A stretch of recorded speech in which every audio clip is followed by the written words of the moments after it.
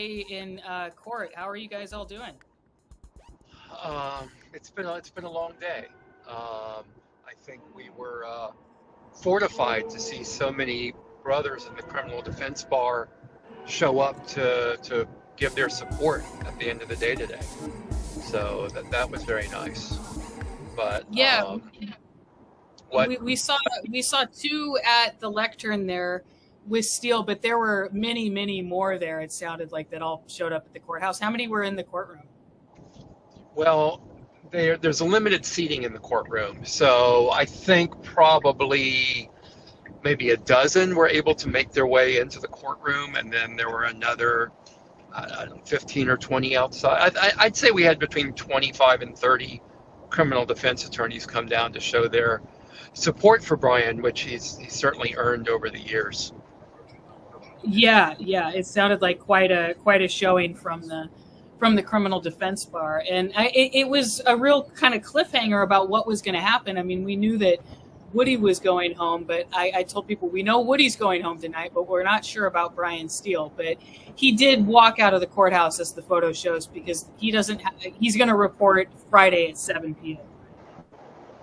Right, So that's what the judge ordered. So we'll see what it eventually ends up happening. You know, Yeah, in this because case, it's hard to predict what's going to happen tomorrow, let alone Friday.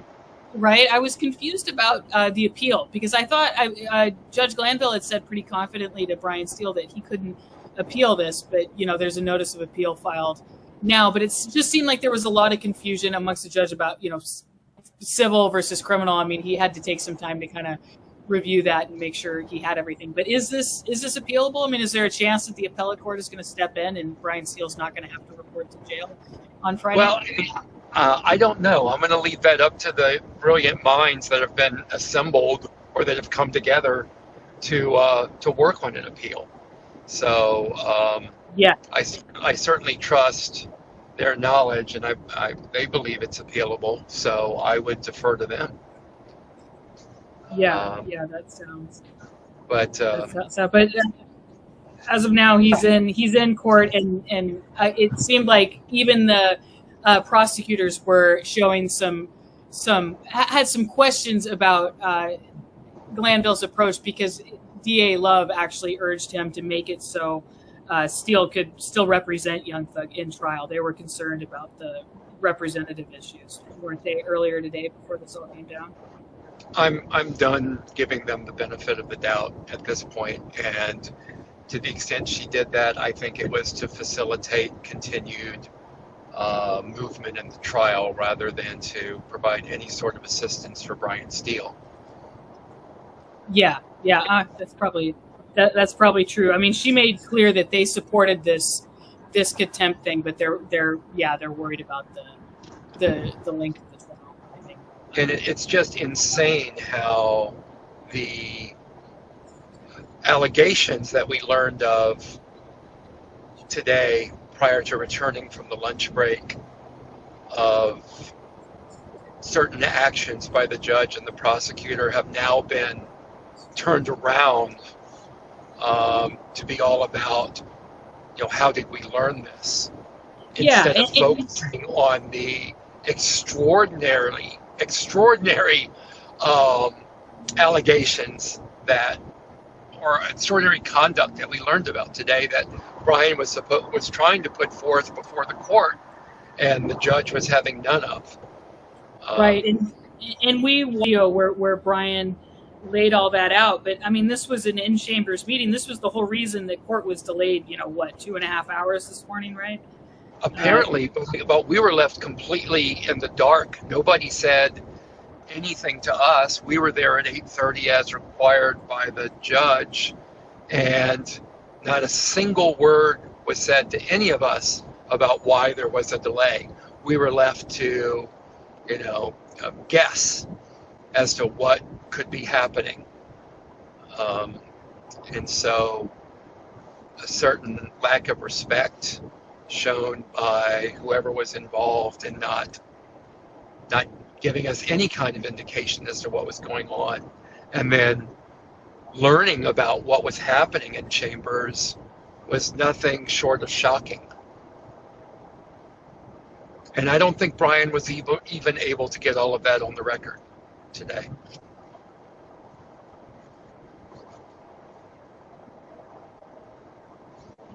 Oh, I can't hear you now.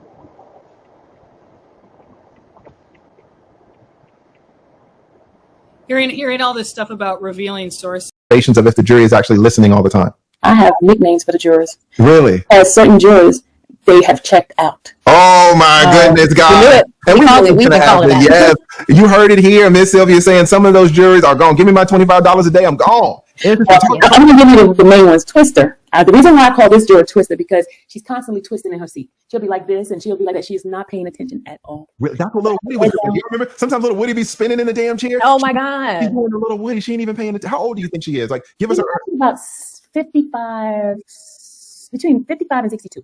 A black woman? Black woman. And she's just spinning in her chair. She just spinning. Sometimes she just lay her head back. She'll talk to the other person there. Zesty is the not paying attention either, and Trini's not paying attention. Goober's constantly doing his own thing. I have names for every single one of them. Really? And so they'll be talking to one another. They'll have their eyes Oh closed. my God, they talk to each other. Yes. While You the know, we trial were is going on? wondering. Wait. When do they talk to one another? While people understand and think talking. Oh my God, they're talking to one another while the damn trial is going on. Are you Yeah. serious? Yeah. Because we're watching all this footage, especially with Lil Woody when he was being difficult. And then this week, we're watching all that interrogation footage. Monday was a drag. So Monday in particular, were they talking to each other? Because we were like dying over here watching that. They were laughing at Woody. There was one. Wow, they're laughing at Woody. Are you serious? What you mean, Miss Sylvia? What you mean? What you mean? Oh my God. Yeah, they were laughing at him. In fact, there's one that he was like smiling at, and he would always speak to the one juror. And that juror is Ryder. I call her Ryder because she's constantly writing. So that's right. Oh, so you got one person that's always taking notes? Yeah, Knowles and Ryder, they do most of the writing. So there are people who haven't taken one note. People are not taking notes at all? Twister don't do nothing. Twister don't Really? I've seen Twister put her head down and she's like this. She's not listening. She'll look in the gallery. Twister's just done. And she's just sitting there. She's just sitting there. She's done. She don't pay attention. Somebody write Sylvia in the Right. The reaction to them, of them, especially back a few weeks ago, maybe when things were really contentious with the attorneys and Judge Glanville. Do you see any reaction when the attorneys are fighting or Judge Glanville is fighting? I see like disappointment in their faces, like Trini. He like shake his head because it seems like he feels disgusted at some of the action that's going on in the courtroom. I don't know, he's not feeling it. That's what I observed. He's not feeling it. Right. You know, we all watch Woody, and there's nobody who watches Woody, you know, on these live streams that can really take him seriously. He's something else. Have you gotten any sense of how the jurors feel about Woody? They think he's funny. Really? They think he's entertaining? He's entertaining to them. But you don't think they take him seriously? No one's really writing down notes or something about, you know, the evidence that he's saying in the testimony? The only time I did see them take notes is when they were playing the video, and something that was said in the video, I saw Ryder writing something. But other than that, the others are not writing at all. Wow. And I know this is just a terrible question, just all speculation. But if you had to guess, you know, how do you think these jurors, if the case ended right now, do you think they would all vote guilty, not guilty, some of them guilty, some of them not guilty? What are you able to kind of surmise just by their affect, their countenance, just looking at how they're paying attention? Are you able to I think two of them would probably say guilty, and then the rest would say not guilty. Wow. Shout out to Jeffrey Williams, aka Young Thug, aka King Slime. And so it sounds like things are going well for King Slime in terms of the jury, right? Oh yeah. All right. And let me tell you, the jurors, when Adam gets up there. Who is Adam now? Let everybody know. Adam is Jeffrey's other attorney. Okay. Yes, yeah. The black one. The black one. He gets up there. There's a couple of jurors. I think they're intrigued by him. Really?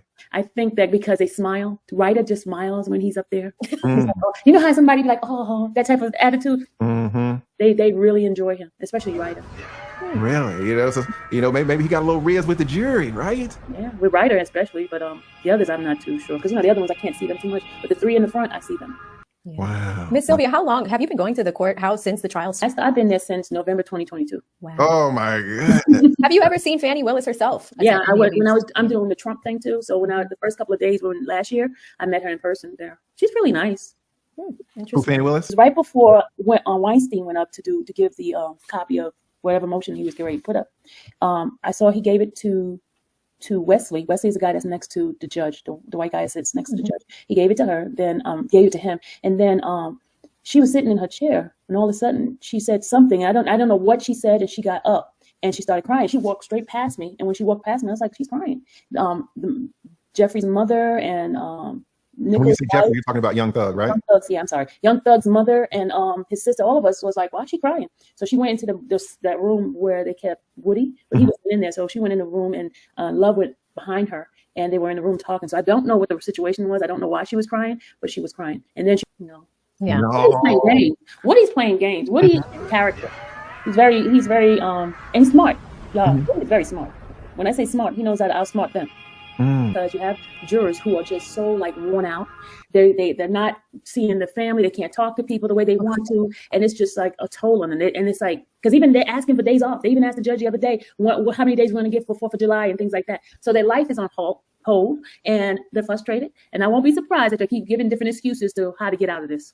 Oh, so they're asking the judge for holidays. They're asking the judge to not work. Some days off, and like there's a couple of them who have medical situations. Yeah, I heard them talking about that. Yeah, they got to go to the doctor and this, and it's like it's a hole on their lives, And then they're sitting around for hours while they try to figure something out, and they're sitting in the back room, come in and whole day they don't do anything. It's like a waste.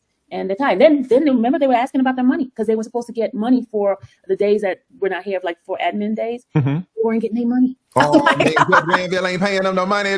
Judge Glanville pocketing the jury money. Obviously, that's not Judge Glanville's money, but man, can you imagine? Terrible. No, and there's so many things that's happening. And then you have the family. A lot of you guys don't know, but Young Thug's brother and his nephew had cases in Fulton County. Like today, his brother, who's deaf and can't speak, he has a case that the reason why they brought him back is because he couldn't follow the instruction of the probation because he can't understand. You know, they had to try to find a translator for him, and then they denied him bond. When Willis said that he could get a bond, a signature bond, the other judge said no because the other prosecutors didn't want to give him a bond, so we're not going to give him a bond unless Fonnie Willis come to my court and say yes, he can have a bond. This was done today. Really? This was done today. When his Khalif Adam passed it over, that day. So I'm like, and then shifting to YouTube, have you seen growth on your channel since you've been covering this? Ooh, shooting up. Yeah. And then now people are like, oh, I didn't know she was in the courtroom. I've been there. November 2022. I'm like, I've seen the drug passing. I've seen everything. I was there. You know. Wow. And let me tell you, it was not like that. It was not like that. Everything that you're hearing is just stuff that they magnify, made it like it's something big deal. It wasn't. Doug, when he opened up his hand, he was like, what is this? You know, that type of thing. But they made it seem like when his Khalif Adam passed it over, it was like, okay. And it was a lot of stuff that was happening. It was kind of really strange to me. And I believe there was some of the sheriff was doing that kind of stuff. Wow. Really? You see how many of them got arrested? How many of them were there? There was the one that beat up Lil Rod because he beat him up while he was in the truck. Y'all didn't know about stuff like that. But they beat him up while he was being transported because they said that Lil Rod spit on him. Then the one that was, I guess she was dating Christian Eppinger. Remember she got arrested? Interesting. And then, they made up stuff like it was like, I was like, is this a setup? Yeah. It was stuff that was happening. I'm like, and that's why they hated me. They didn't want me inside the courtroom because I was telling them, no, it didn't happen that way. And like, we'll get phone calls about something about to go down. I'm like, I didn't know it was about to go down. Yeah. You know what I mean? Yeah. It was kind of weird. Yeah. A lot of people are focused on this case right now. Shout out to Seti Nash. I think I saw him in the chat a little while ago too. All the big dogs on YouTube are Bumpus when she was trying to get out of the case. The first day or the second time? I mean, when she first originally went up there, because I can tell you a story what I saw myself. Yeah, tell us, Mrs. Tell it all. Tell it all. What happened is someone had told me that Winfrey was going to get a plea, right? Wait, who is Winfrey? We need to explain all this stuff. It's Roscoe. He's those are the ones whose case has been severed from the 6 defendants now.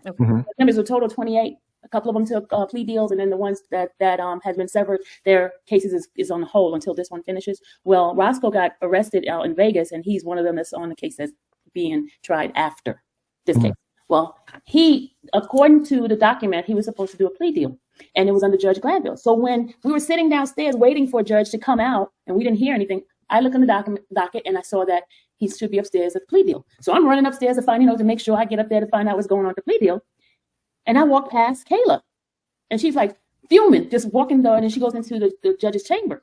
So I go into the judge's courthouse. Wait, so you passed Kayla Bumpus as she was going to the secret meeting? Yeah, I passed. Wow, and she was upset. She was upset, right? But I did not know what she was upset about. So we went inside the room, and I asked the guy to look and see if Winfrey was on the list. So the bailiff looked on there. He's like, no, I don't have him on here. So I said, okay. So I went back downstairs, and when I went downstairs, then I heard that Kayla got fired. I'm like, fired? Why did she get fired? He's like, well, they said that Woody fired her. Now, this is what I heard, right? So we sit down and come back into the room, into the courtroom, and she sits in a seat right across from me. And they asked him about, whether or not he was going to testify. He told the judge that he was going to testify. So she gets up and she wants to get ready to leave because she was fired. He told her she's fired. She gets ready to leave. They told her she couldn't leave because she's representing him, right? And then that's when Steele went up and said what he said and started giving, wanting to do the motion. And that's when we find out about the secret meeting. Wow. And so she was upset that she even had to be a part of that, huh? And she was wanting to get out of the case. Yeah, she was upset. Yeah. And did you see any reaction when the judge gave her that order requiring her to show up next Tuesday? Because she was pissed. She was pissed because she doesn't live in Georgia. She lives in Houston, Texas. Oh my God!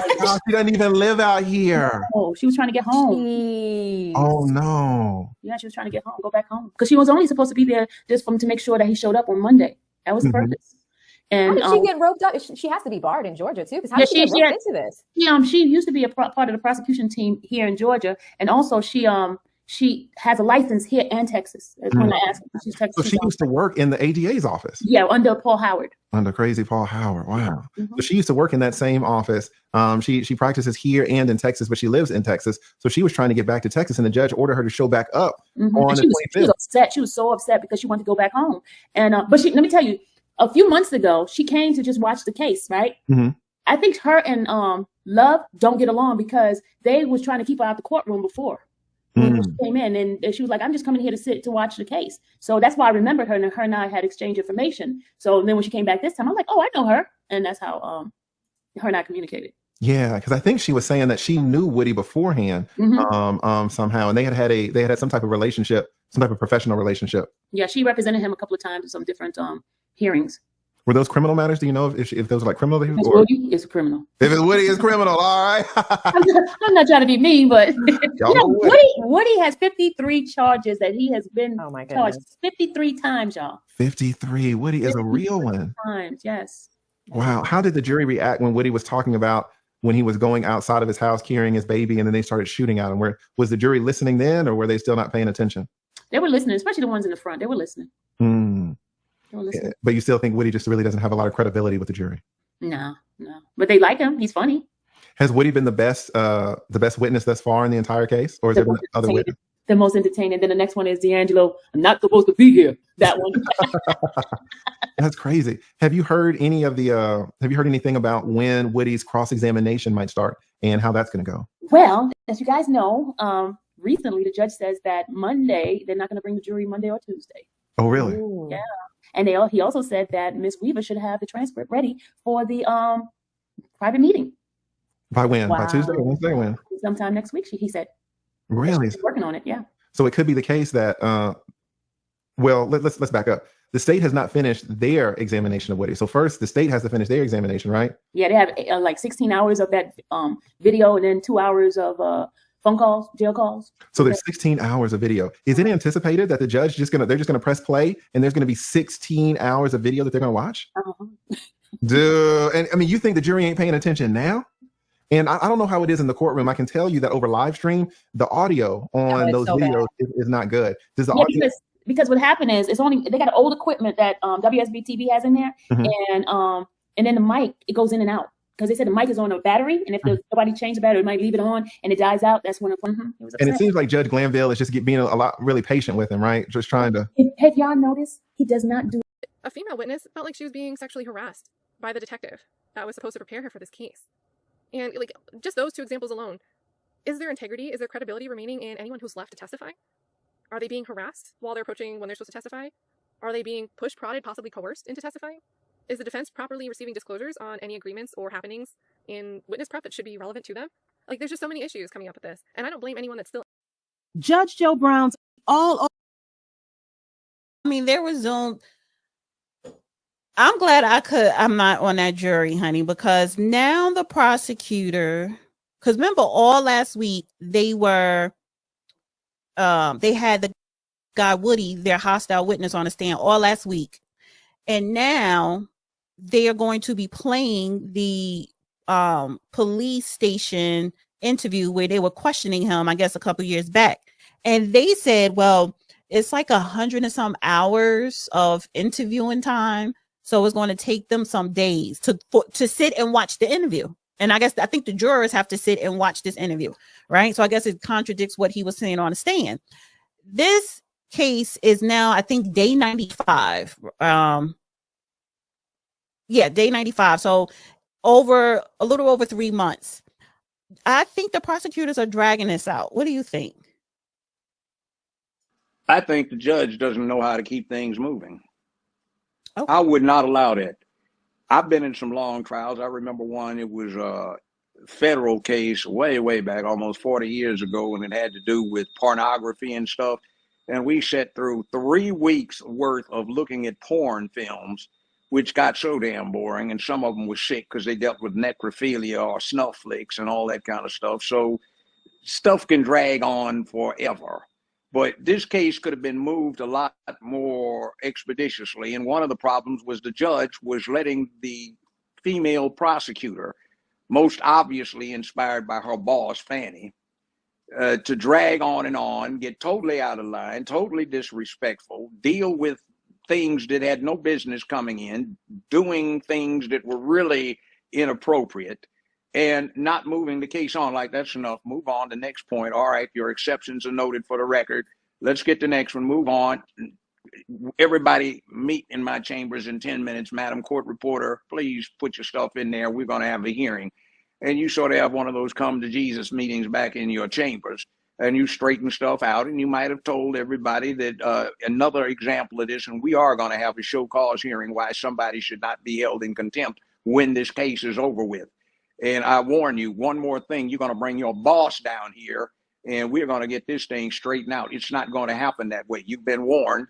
And the next time we're going to bring this out in front of the jury. Now, does everybody understand what the court is saying here? Well, let's get back in it. This is enough.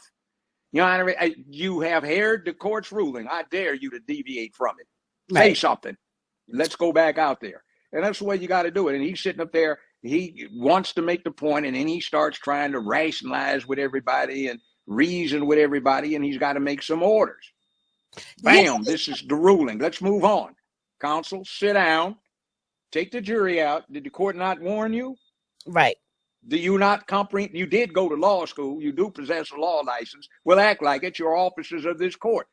If you have anything that you have issue with, it's already on the record. Madam Court Reporter, are you getting all of this?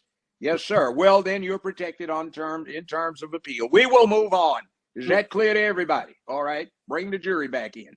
Well, and then you deal with it. So today, June 17th, right, at 4:59 p.m., the attorney, Brian Steele, he submitted, what do you call this? State of Georgia versus Jeffrey Williams, Judge Glanville, a motion to disqualify / recuse Judge Glanville from all further dealings in the above reference case, and motion for mistrial, which was goaded, Goaded, goaded, Goaded, how you pronounce it? Goaded, by the improper conduct committed in concert by the court and prosecution. You're muted, Judge. Goaded. You're talking about goad to provoke, or in other words, his motion was provoked by the conduct of the judge. That's why I guess what I'm getting from what you're saying. It says goaded. It says motion for mistrial, which was Goaded, goaded. Okay, and goaded means you take a prod and you stick the cow and you goad him to go that way, or you hit the donkey and you go with it, or you get a cattle prod. Improper conduct committed in a concert by court and prosecution. So he issued this today to recuse, and he filed it. So the judge is going to deny it, and it'll go up on appeal if there's a conviction. Like I said, everything from this point on out, unless there's acquittal, is going to be pretty much, this trial is a waste of time from here on out. And a mistrial should be granted, though the judge might say, well, let's see if he gets if he gets a not guilty verdict. If he does, that's the end of everything. And if not, then it could be taken up later. The judge that's overseeing this. Yeah, he's got a rule on it. Judge Glanville got a rule on this motion. Yeah, it doesn't. You just can't bypass the judge. You got to give him the opportunity to correct his own errors. Slow down. Brian Steele, the attorney, had written up, what is that, an appeal, or? He filed a motion for the judge to get off the case. So the judge is going to hear it. If this attorney, he written up this motion to recuse Judge Glanville and for a mistrial, Judge Glanville is the one that has to say yay or nay. I'm going to recuse myself? Yes, that's the rule. In other words, you give the judge the opportunity to correct his own errors. If he doesn't correct the errors and he doesn't grant an interlocutory appeal like Judge McAfee did over his ruling relative to removal of Fannie Willis's office, he granted it. Then you have to get an appellate judge to overrule the trial judge, which is not likely to happen because they say we'll rule on it if there is a conviction. So what happens is you give the trial judge, the opportunity to correct his errors. Sometimes that happens. He might say in reconsideration, all matters of service of a sentence for contempt will be held in abeyance until after this trial is over. And then the motion would become, well, we got a problem here with the chilling effect of this particular conduct. And the judge might say in further reconsideration, the ruling of the court that the defense counsel is in contempt for failure to reveal the identity of the informant. was poorly taken and the court will reverse its ruling. It could do that, but you have to file it and give the trial judge the opportunity to correct his own error, if there is an error. If not, an appellate court. What the fuck we at, Truck Man? Yeah, we on Bleeding, baby, at the park. Yeah, slide like no life. Yeah. Get dealt with and get checked, ho. Yeah?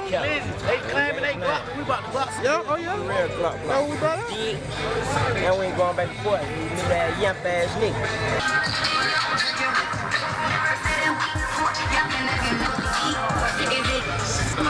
Bleeding, baby. Anyway, don't be fooled by the way he was expressing himself. Allegedly, Young Thug has been thugging in the street since before the fame. You take him out now. Jeffrey Lamar Williams, also known as Young Thug, came up in the rough hood of Jonesboro South, Atlanta, Georgia.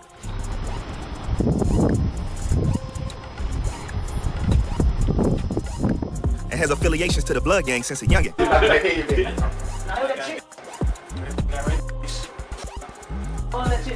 In an interview with Fada, he speaks out about coming up as a member of the ROC crew, which he explains stands for Rich Off Crime, Ready on Command, or Raised on Cleveland. These gang ties are more than a brotherhood. It was like a religion in his streets. In the 2015 shooting of Lil Wayne's tour bus, it was actually Young Thug's manager, known as the hitter Pee Wee Roscoe, that was jailed for the deed. Thug found an outlet from the streets, rising to fame in the music industry as one of the biggest stars, out with his hits like Stoner and his Slime Season mixtape series. Thug and his crew would adopt the new name YSL, which means Young Slime Life or Young Stoner Life, based on if you're looking at it from a street perspective or music label perspective. YFN Lucci, on the other hand, came up in Summer Hill, Atlanta, Georgia. Summer Hill. So I walk over there with my partner. We just be kicking and thinking about where we go. Him and his fam didn't have much, so that was the motivation to make it out the hood. Even if it meant living a dangerous lifestyle, Lucci was rebellious, getting into fights and trouble until he went from being suspended repeatedly to kicked out. What you kicked out for? Fight. I got suspended like 3 times. At the end of the year, like downgrade year, came back like the first week, I got suspended 2 times, and then I got suspended, they kicked me out. He got a job at McDonald's, but the paper wasn't adding up, so he quit and went right back to the streets. So after McDonald's wasn't paying you enough? Yeah, I quit McDonald's, I had to get back in the street. That's when he clicked up with his brothers and day ones to create YFN BC, Young Fly About Cash, now abbreviated as YFN. Young Fly About Cash, because they got a BC at the end, so it's Young Fly About Cash.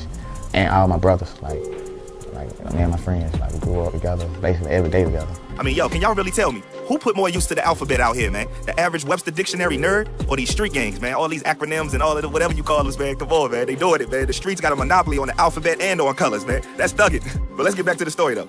Lucci will begin telling his hood lifestyle through music after his brother YFNK inspired him to get in the booth. His music would jump off with bangers like Every Day We Lit featuring P&B Rock and his Wish Me Well mixtape series. YFN Lucci's lifestyle, however, was never able to separate from his music career, and it brought his family into situations that nearly cost him dearly. His spot with his moms has been shot up more than once, even with a bullet catching the music that they just focus on the money. But the streets never make it that easy. That lifestyle has a way of digging his claws into dudes' backs and keeping them chained to the toxic streets. It was all well and good until one important figure between the two lost his life. From there, it was no turning back between Lucci and Thug. The person in question was Lucci's homie, mentor, and person that put him on, OG Nut, also known as Big Nut. January 11th, 2015, Donovan Thomas, also known as OG Nut, lost his life when he was murked on McDaniel Street in the Castleberry Hill neighborhood at an Atlanta barbershop.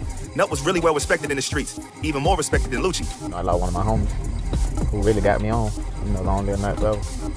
That got me on, so. As far as the public knew, the killers were never known and everything between Lucci and Thug was all good. But the beef became public in time, and now the available Fed documents in an indictment against YFN shows that OG Nut may have been the root of the problems where Lucci and Thug began. It states that OG Nut, who they labeled as the leader of One Blood Set, fed the hostility between Bird Gang and YSL due to the belief that YSL is responsible for his passing. Later news coverage and other crimes again lists OG Nut's name as the start of as many as 37 murders. In February 2016, the beef became known to the music industry with Lucci claiming that he smashed Thug a shorty. Thug would post up his girl with the caption, "This the only sofa this sitting on." Lucci would respond online with utter disrespect though, hitting the Thug's girl being on his sofa and posted apparent text messages between him and old girl. Thug would downplay the shenanigans, but Lucci was on demon time and went as far as addressing it publicly in a live interview. What happened? What happened? I don't know. I can't tell you. I can't speak on that. You feel me? Is it about a girl, yo? I don't know. You probably his girl. You know how she was about me, so you know. That's what I saw. I saw that you said you slept with his girl. Is that what it's about? I was in the bed with her a couple times. You know, messing with a man's girl, things automatically escalate where it don't need to go. And Lucci knew if he poked that hole, Thugger would eventually come out. Sometime passed and Lucci kept his name alive with the release of 2017 project Long Live Nut. That same year, Thug chose to release his project EBBTG, which stands for Easy Breezy Beautiful Thugger Girls, also known as Beautiful Thugger Girls. While this is all fine and dandy for him, the problem came in with this tweet he made stating that he dropped the project on Tupac's B-Day because he's the new Tupac. Boy, oh boy, Lucci couldn't wait to make sure Thugger knew it was still smoke. Well, he calls up Tupac who said Tupac. Okay. Thugger returned fire on the street archives of Twitter, taking shots at Lucci for his dress comment. At this point, you could tell Young Thug was getting irritated because he then made this tweet online for all to see. You know what's crazy? This isn't even the only time he brought up Lucci's mom and them as a reason he didn't yet murk him. He also said the same thing in a live interview. The way he treated his mom and his kids really stopped me from doing something. I heard that. Turns out those jabs that Lucci took at his shorty back then did get under Thugger's skin. Things took an even more of a turn as it seems Thugger and his YSL camp barked up the wrong tree. Martinez Antoine Arnold, also known as YSL Little Duke, which was often called his right-hand man, will be caught lacking and shot in his left shoulder and left foot in 2018. The attempted hit hasn't officially been tied to Lucci and his YFN crew, but given the threats by Thugger previously, you never know. Things again seem to be hushed. That's until Thug took it public again, posting a live video calling out Lucci and his homie Sauce Walker, saying both of them could get slapped. Now, of course, I'm slapping Lucci. I'm slapping like y'all. Of course, Lucci wasn't gonna back down from responding, and responded he did. Yeah, man, he ain't gonna slap nobody. Yeah, man. Sauce Walker chimed in with his 2 cents, letting Thugger have it. Thugger would upload a series of attacks aimed at Lucci's pockets. First of a dancer calling Lucci broke, and then flexing jewelry while doubling down on slapping the slat out of Lucci.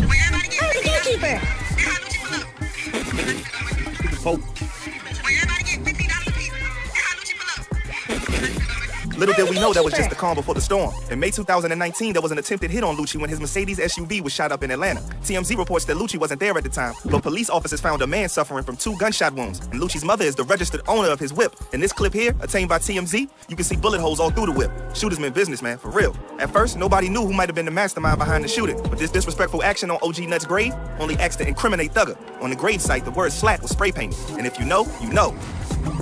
Slick.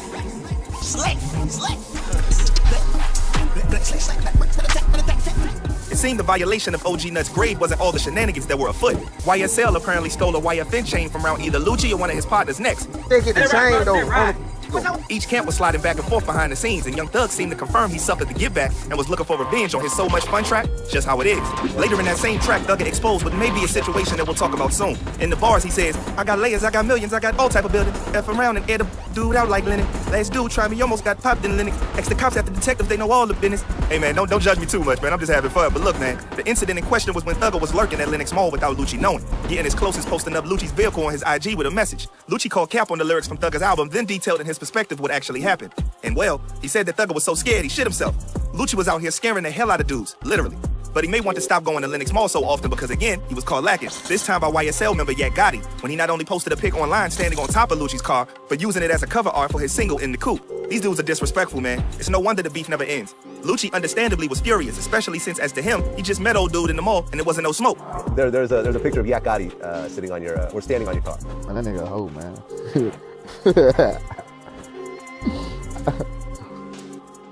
What you gonna say though? Young Thug's artist. Yeah.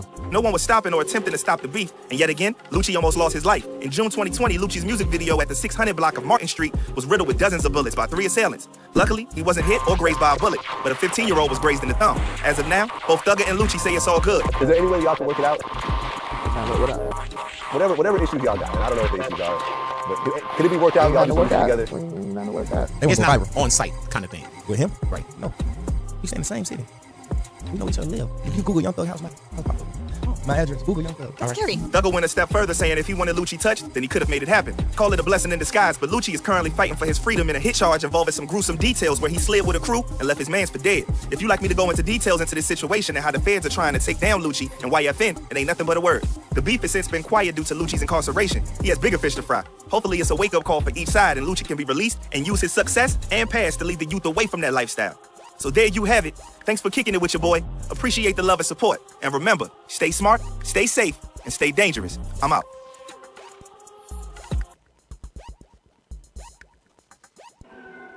Are you going? Yeah, man, I'm coming. And while never officially signing, Thug eventually got in touch with Birdman and even looked up to him as a father. Man, everything in the world. Everything. Like, yeah, he like a real dad though. Like a real father.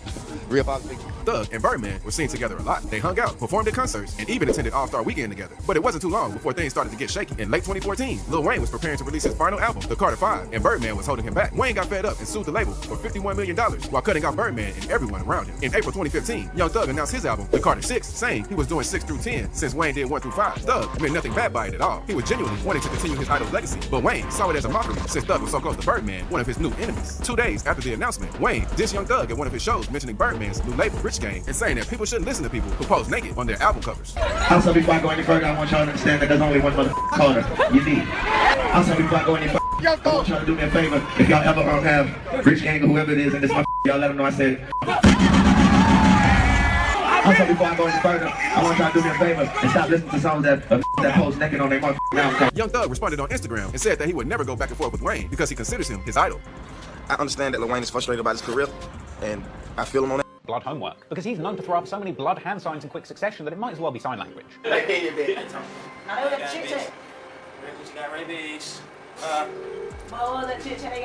Now, the specific crew of Cleveland Avenue Bloods, who run the block that Thug comes from, is a crew by the name of Raised on Cleveland, abbreviated to ROC, or the Rock Crew. Sometimes it's restylized as RO5, once again replacing the C because they're Bloods, with other alternative acronyms for ROC being offered by Thug in an early Fader interview, including Rich Off Crime or Ready on Command. Basically, these are some serious Atlanta goons who are not to be played with. In fact, a 2011 bust on the Raised on Cleveland gang saw for the first time part of their operation exposed for the whole world to see, with US Marshals and an Atlanta police gang unit conducting a major sting operation on the gangbangers in Cleveland Avenue and the surrounding areas. This operation took 8 alleged members off of the streets, along with the seizure of 2 cars, $10,000 in cash, 4 guns, and drugs apparently worth 50 racks. Now, it's not quite a BMF level operation, but it's certainly proof that the criminal underworld of Cleveland Avenue is definitely active when it comes to trapping. And this is the environment that Young Thug and his team came up around. In fact, old videos of the Rock Crew chilling on their block around 2009 still circulate on YouTube today, showing Young Thug running through the streets of Atlanta, surrounded by his homies back when he used to go by the name Lil Jet, showing off his unusually fashionable hood drip and clowning his homeboys for secretly photographing his unusual white boy swag fits. King of white boy swagging, right? Stand on one time, let just let lady folks see what you're doing now.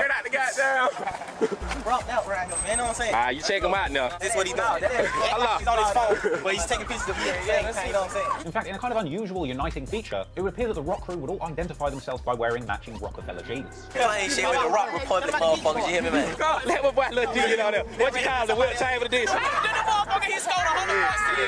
Anyway, Young Thug and his affiliates have gone on to pay homage to the Raised on Cleveland crews in music. YL Stunner had a project called Raised on Cleveland, Lil Keed had a whole mixtape series titled Trapped on Cleveland, and there's a number of interviews with Young Thug early in his career where he discusses being part of the Rock Crew, describing it as more like a family or even a religion. Now, at a certain point, the rapping guys from Cleveland Ave started referring to themselves as YSL. Yes, in response to sworn witness Lil Woody stating to ADA Hilton that he would testify that he killed Donovan Thomas, ADA Hilton told Lil Woody that she would prosecute him for perjury if he testified that he killed Thomas. Important Brady material that has yet to be provided to Kendrick. Yes. These troubling facts not only implicate Glanville in an impermissible effort to join forces with the state to coerce Copeland to testify, but also demonstrate an illicit effort to repress Brady material that should be provided to Kendrick.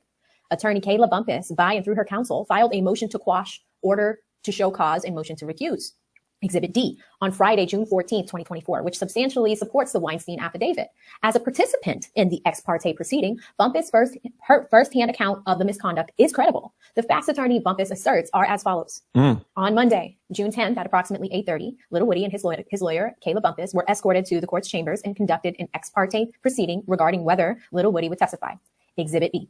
Those present for the substantive portion of the ex parte proceedings were Glanville, Lil Woody, Attorney Bumpus, lawyers Love and Hilton, members of the court security staff, and deputies, and 2 investigators from the Fulton County District Attorney's Office, and the court reporter. And the court reporter, right? Maybe one of the most important people there. We can't forget about her. Yes. In chambers, Glanville asked Lil Woody whether he was prepared to testify. Lil Woody announced that he planned to reassert his Fifth Amendment privilege. A conversation amongst the parties ensued regarding Lil Woody's understanding of immunity, how Lil Woody thought he may testify if he did not invoke the Fifth, and certain facts of the case. Once Lil Woody learned that he could be held indefinitely by Glanville if he refused to testify, not just the 2 years he initially believed, Lil Woody yielded. Lil Woody cautioned that his testimony would be a lie. Wow. So he had already put them on game saying, I am going to lie because I cannot go against Jeffrey Williams. Is his last name Williams? Yes. I can't go against Young Thug. I can't go against King Slime. And he did not even want to testify. He was willing to sit in jail for 2 years. But Judge Glanville was like, no, sir. It will be much longer than 2 years. And prosecutors Love and Hilton were like, yeah, we're going to keep you in here indefinitely. And they are the ones that broke him. Attorney to prosecutors Hilton, Love, and Judge Glanville, they broke Lil Woody. And they said, we'll keep you locked up indefinitely. You got this kid out here. You got your baby testify. And that's not how it should be. The judge was actively involved in the coercion. And it looks pretty bad. All right, let's keep it going. You want to start it out here, AV? Yeah. Events in court about the time of the secret ex parte proceeding. On Monday, June 10th, all defense counsel were present in the Fulton County Courthouse at or around 8:30 a.m. Admitted entrance into courtroom 1C and seated within by 9 a.m. Exhibit A, Weinstein affidavit. Defense counsel waited and waited Between 11 a.m. and 11:30, Glanville took the bench and announced that Copeland was prepared to testify. Sensing something amiss, attorney Brian Steele, on behalf of all defense counsel, specifically asked Glanville about the reasons for the delay, providing Glanville an opportunity to reveal that an ex parte proceeding had occurred and the content of the proceeding. Failing to provide any substantive response, Glanville obstructed Steele's attempts to discover a reason for the delay. That afternoon, when Steele's understanding of the morning's event was presented to the court by Steele, Glanville shifted focus away from the extraordinary allegations to the source of Steele's knowledge of the misconduct. When Steele refused to divulge this information, citing Rule 1.6 of Rules of Professional Conduct, Glanville held Steele in criminal contempt and sentenced him to 20 days of incarceration. D. Glanville's hearing on the motion to recuse and subsequent order. 2 days later, June 12, 2024, Kendrick filed and presented to the court his motion to recuse. During the 10-minute hearing on the motion, Glanville mischaracterized the motion as a complaint regarding his previous ruling. Glanville ignored the subject matter of the motion and affidavit. Whoa, who is that? Oh, that's him. In itself should have killed any contempt problems, but he still went over it. And then to try not to release the transcripts of the ex parte communication, it's like, is he trying to get YSL? You know, I don't want to say he's on the payroll for YSL, but all of these things he's doing. We got some crazy. What an accusation! No, like, this is crazy. It's like, what the hell is he doing? Wow, he's trying to throw the case, right? Well, but it just, if you right, you know, just so the crowd knows how crazy this case is, a juror has been put in jail. Like 4 defense attorneys have been put in jail. The county sheriff, one of the deputy sheriffs in the trial, has been put in jail. So it's like everybody's going to jail at this trial, and we haven't even talked about the defendants. Defendants are only people who are not going to jail at this point in time. Everybody else, exactly. Up the cops. Wow. Oh my God. That slick video, yeah. She's crazy. She's the highest paid judge in Georgia, was just put in jail for beating up the cops. So it's insane. When you guys got some crazy legal stuff happening down there in Georgia. The prosecutor's sleeping with everybody, the judge is throwing everybody in jail, and this other judge is beating up the cops in the club on the weekends. It is insane, brother. It is insane. You're not gonna put him on. Look. Yes, ma'am. You got to talk to your folks. What's going on, folks? What are we, day number 95 of trial. A year and a half in at this point when you kind of Yeah, we started January 9th, right? January 4th of 2023. That's all right. You know, we fight hard, and we take it one day at a time, one witness at a time, and we're gonna be good. Can you explain to them exactly what y'all was doing today? Yeah. Well, today is more ministerial than anything else. There's some evidence that the state wants in way of recorded conversations, and the two sides have to get together and discuss with the court what comes in and what doesn't come in, or what we think should or what we think should not come in. So that's what we're going through statements, going through transcripts, and having some argument with the court. So are they gonna do the other part too today? Like the Don't know. They have to do the phone calls, right? No, that's separate. These are just recorded conversations, interviews that we're going through. So kind of taking our guidance from the court in terms of what we handle today and what we handle either tomorrow or next week. But like I said, one day at a time, one statement at a time, one witness at a time. And they said that do you have Haitian? No, he's not Haitian. He's Trinidad. He's from Trinidad. Trinidad by way of Brooklyn. Brooklyn in the house, right? There you go. Riverside? BK, baby. No, East Flatbush. East Flatbush, y'all. He got issues. He's East Flatbush. All right. But brother got to go have something to eat and go back to court. So. Okay. Adios. All right, y'all. That was Mr. Adams. Oh, yeah, time. Yeah, man, she took a long ass time. We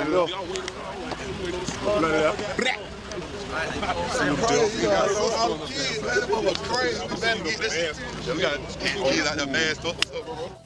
We heard the whole truth that they took what? Blue, red, black man, you didn't get shit back. Niggas small, you don't want that. Everywhere you go, you get shot at. Show up where you spotted. Hey, I ain't playing, I'ma spray that. Then one of you pussies say some shit back. Let's do it. Yeah, man, free Major Ground, man. I mean, you know I done freed him about 100 times already. What a coincidence, man. Had to be homie on the phone, man. You know what I mean? My brother, man. Talk to him, bro.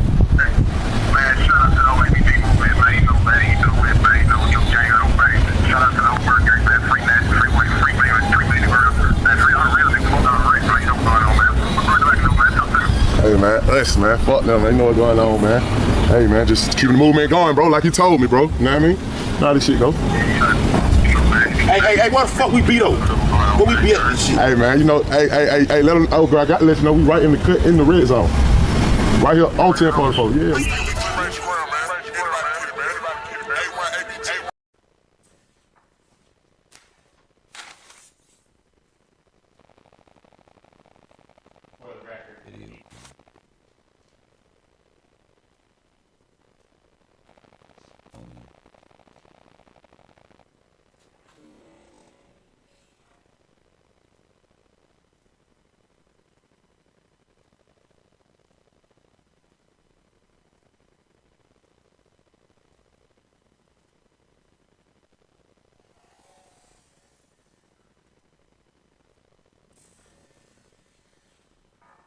not every attorney can bring cases to the Supreme Court. Number one, you need to be extremely skilled to do that.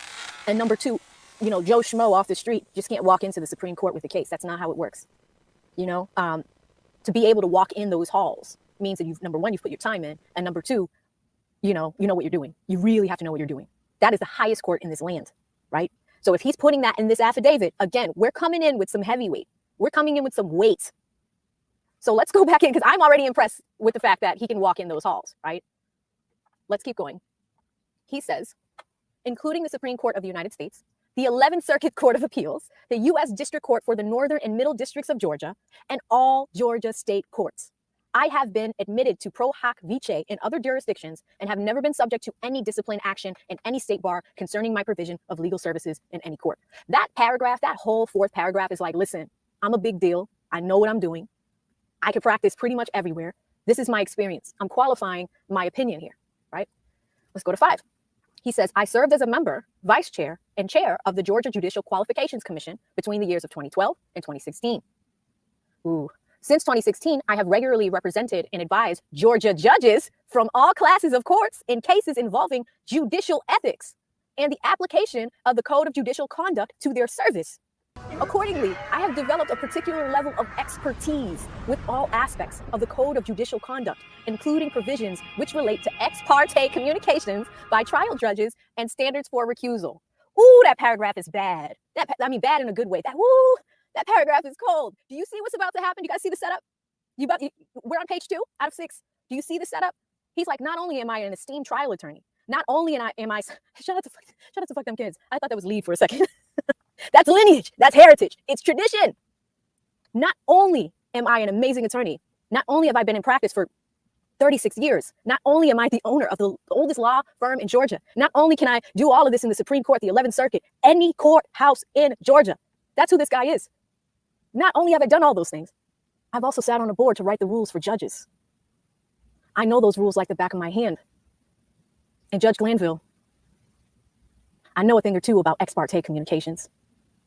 Guys, let's go in. All right, I'm gonna stop talking. Let's go back in and see what the next paragraph holds. This is gonna be good. This is gonna be good. Okay, further, my civil and criminal experience has provided me with extensive insight into issues which may arise at trial and how those might be handled.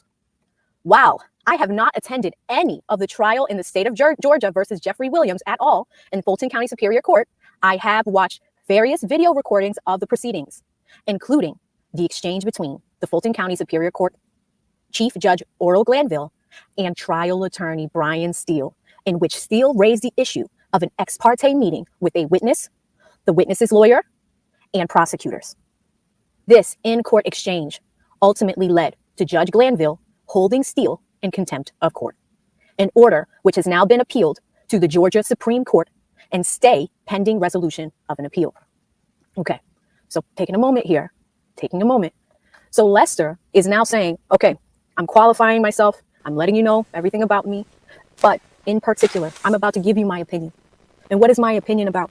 My opinion is about the ex parte communication and holding Brian Steele in contempt. Now, the USU has a question. It says, oh, this is Steele's homie. Do me a favor, guys. Put a 1 in the chat if you guys think that this man knows Steele personally.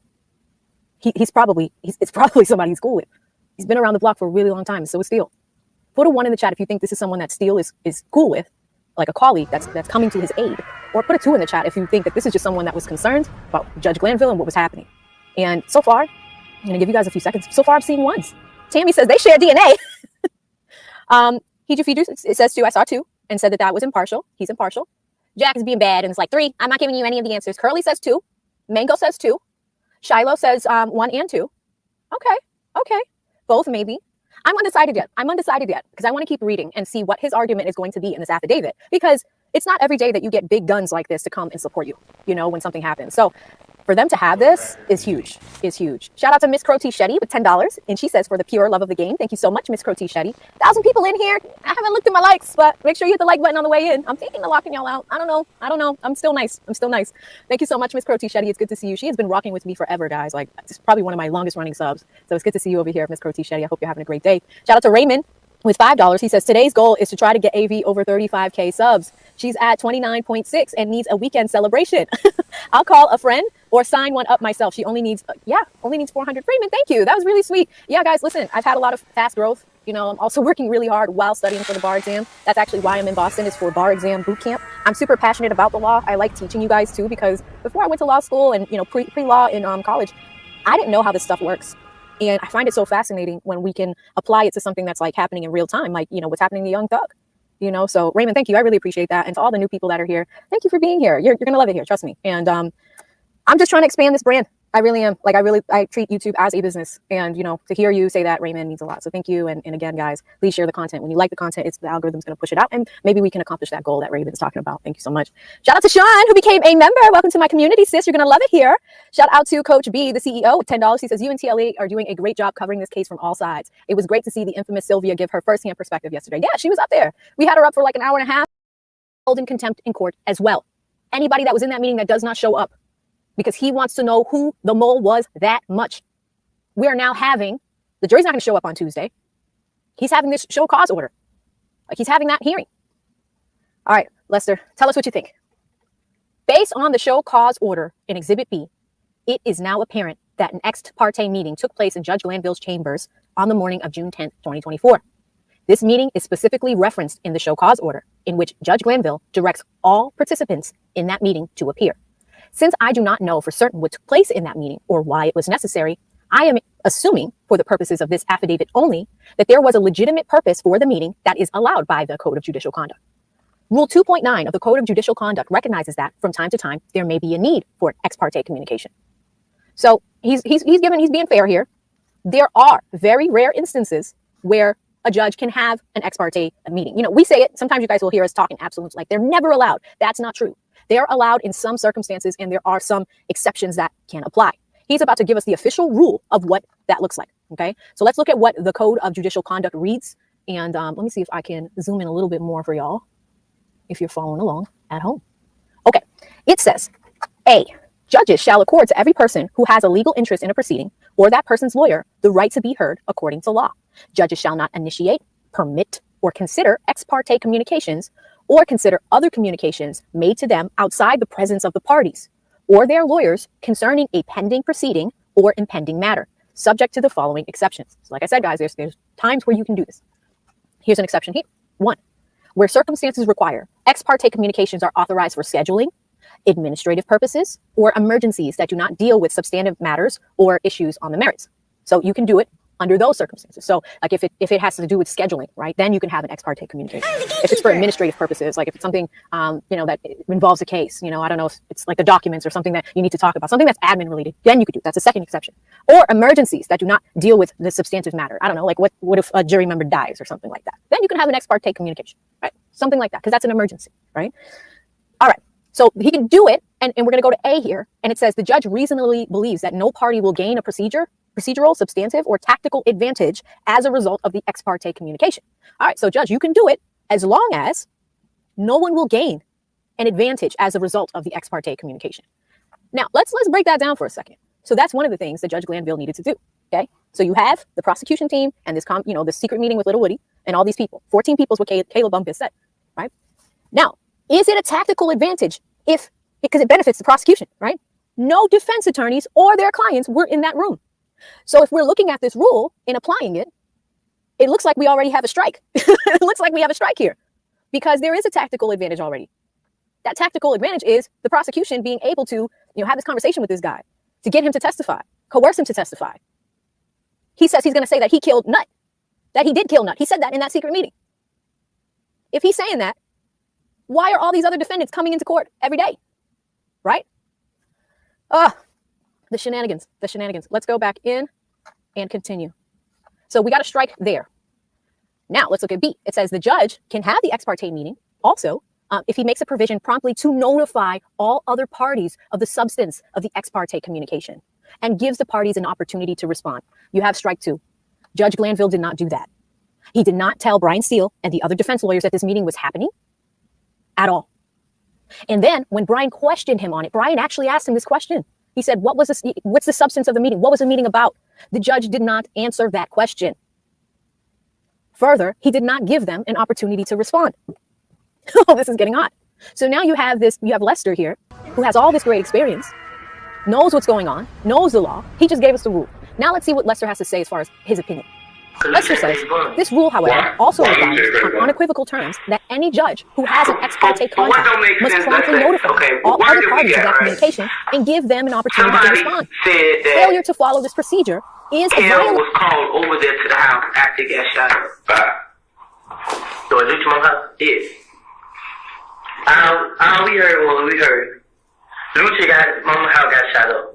Kel pulled up with the guns. They was coming to the tree. Kel pulled up with the guns in the car. And police walked up, searched the car, found the gun, locked him up. But why was he there? Who brought him there? I don't know. Lucci mama house. Kel comes. Who brought him to Lucci mama house? Like, how did he know they got shot up? Like, do we just hang out in the driveway? I know Lucci. They probably, So if that's the case, and then he got locked up, why did Lucci want to pay his bond? You know what I'm saying? If I basically called you and said, yo, my house got shot my town. Check out. And then the red Camaro Lucci got, the same car that ran around, they shot my girl mama house up.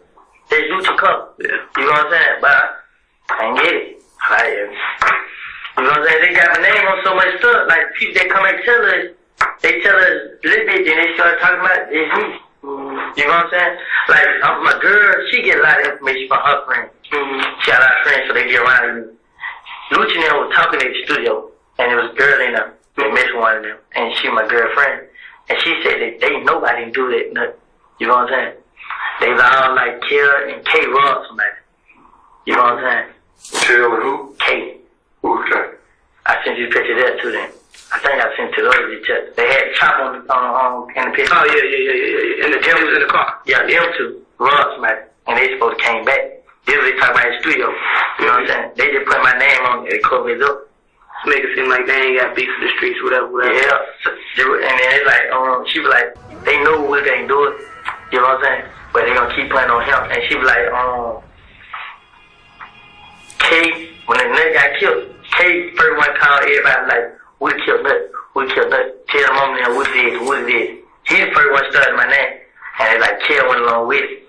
So they had Jurors, then they did, like, Nut died, then they started. That same day? I don't know when. They like, they Jurors, and niggas supposed to be coming back for them. You know what I'm saying? Like, Kel robbed Fly. He robbed one of them. Like, and then, like, they would have, somebody broke in that car, and gave me the phone, and the juror. But when I realized, I see, you know what I'm saying? What the hell? They Nut shit. Right. I called him this. Hey man, I got your shit right here, pull up on me. He come pull up on me. But before I gave that to him, I really texted him. And he was texting Kel like, come on bro, I introduced you to these folks, bro. You just took them out. And he was like, he sent a big paragraph, Kel just sent like, man, nigga, like, nigga, what up? You know what I'm saying? Like, nigga, I'm out here, nigga, you ain't doing it for me? Yeah. Yes. I'm the gatekeeper. This part is in it.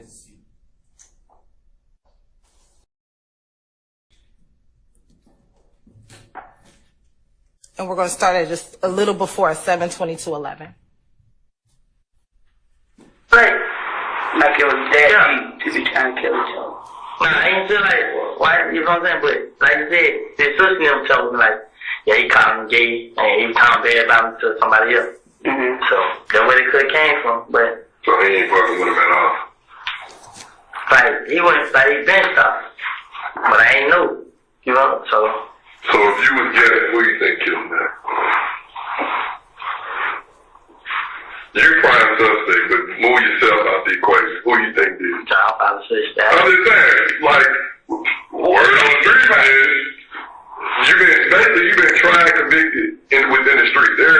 Now they said, two of my other partners was locked up for it, but who? They my head and Doc. But they ain't have nothing to do. Who was Doc? Doc locked up. Who was Doc? Clarence. I think that's your name. Cause I didn't look like a Mexican. Yeah. They saying they did. Head out though, ain't you? Yeah, head out. Yeah, head out. They saying they did. You know what I'm saying? They trying to make it like. What do you think? Like, I'm not. What do you think? What do you think happened? Like real shit. I I think it got something to do with them. I think they did something. They had another beef somewhere else. Cause I been hearing stories like Nut's supposed to ran off on somebody with some. You know what I'm saying? But it's just on the code. Right. I'm using on him because I'm with Thug and Birdman, and they come back to them. Right. So Nut's supposed to ran off on somebody with some, and some jury.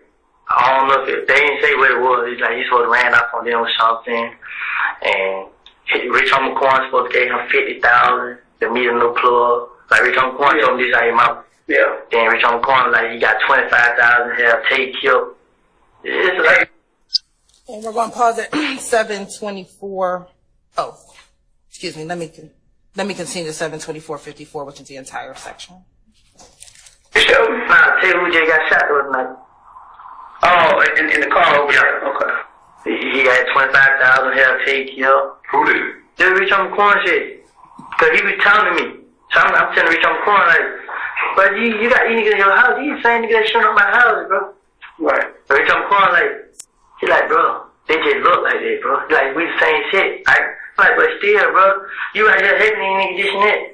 So Rich Homie Quan like, bro, it ain't dead. We the same shit. I just can't turn my back on.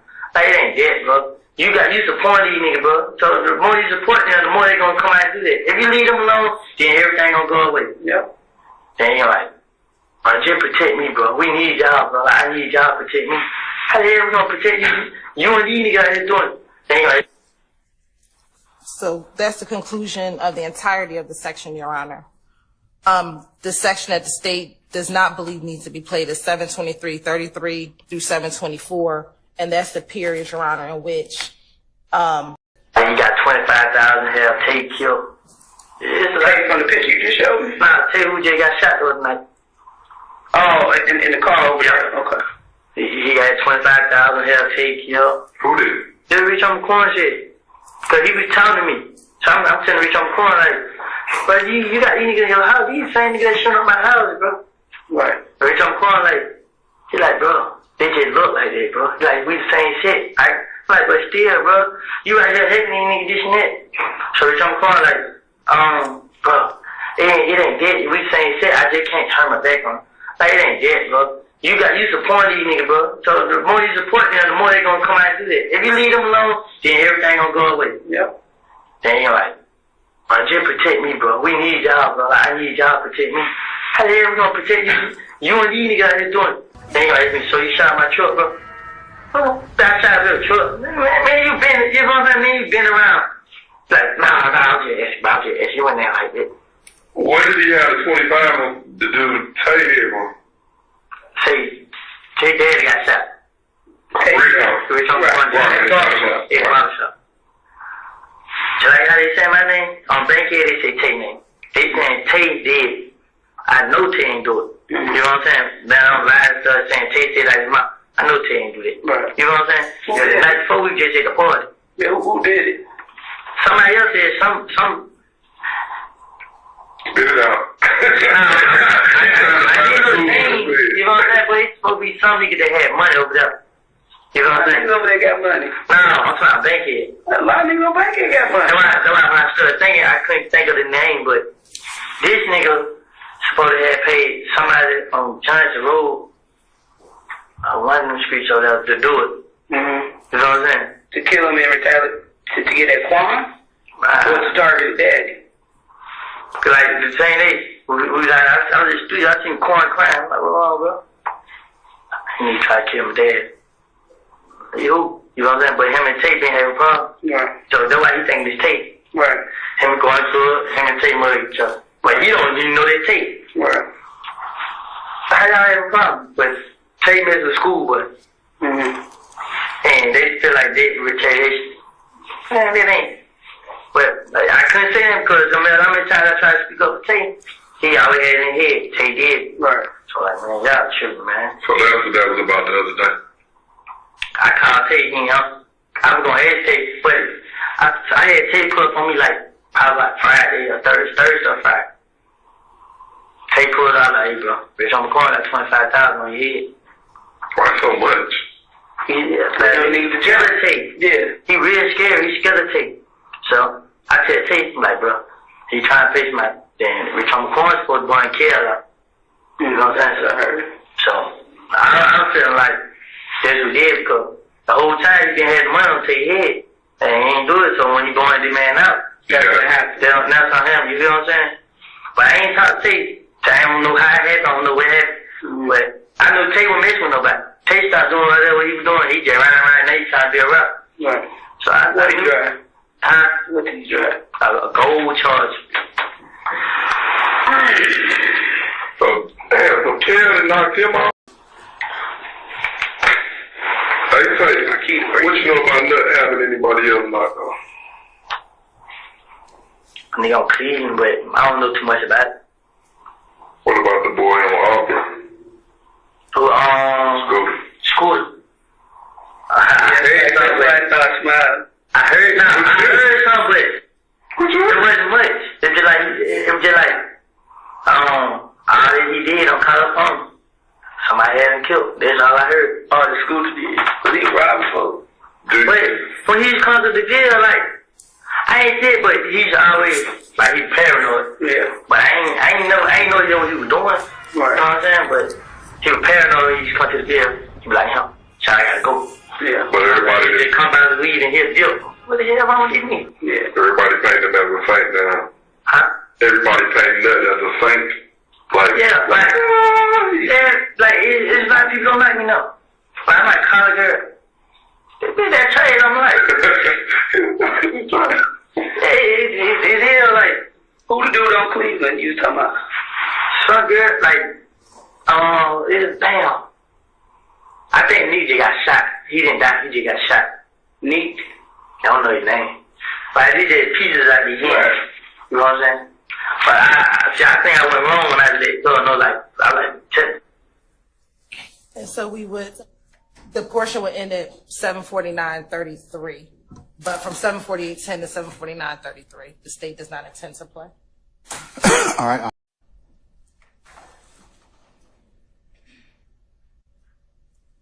So, what happened with Bloody J? Not to be like, when he cool with doing that boy? Who? Bloody J. Yeah. So when you said you were trying to hook them back up, what happened? Like, did they fall out? Was it a beef? I think they did because Bloody J joined their game. Okay. Their game. Mm-hmm. And I guess he went down with YSL. You know what I'm saying? So he joined in. I heard it used to be saying. So, Yaron, that's the portion that the state wants in.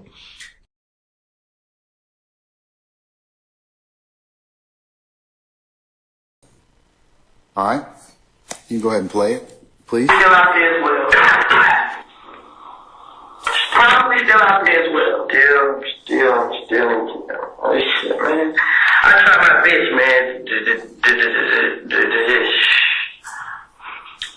Cause if I help you, if I tell you anything, guess what happens? They make it even worse.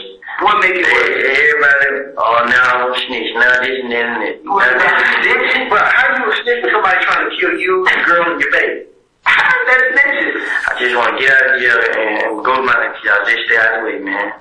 Listen, I don't really. But do you honestly think somebody else that's quote unquote the good guy gonna want to help you? If you ain't telling us like you talk about snitches and all this, it ain't about that. But as long as you out there being a part of the problem, we're gonna let you be a part of the problem. I haven't been a part of the problem. I think you are. You're not trying to resolve the problem at hand. And I told you the only way for you to start resolving, to get this shit started and resolving it, is you gotta talk to us straight up. That's it. You gotta talk to us straight up. Because if you're not, it's just gonna continue and continue and continue. And I hate to see you or anybody else come up there behind some foolishness because everybody want to be loyal to the streets and everything. But y'all want to say, kid. In that warrants law process. Okay.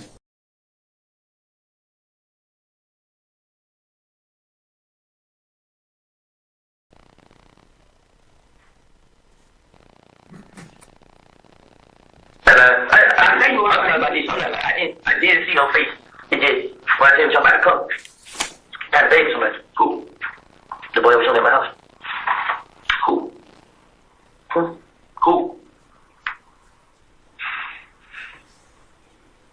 Who you know to be driving that silver Bonneville? I could never picture that. That's something I could never get. So who do you favor? Say. Your friend Tay? Which Tay? Well, you were my partner at the moment. Where you from? Simpson. You from Simpson? How can I find Tay?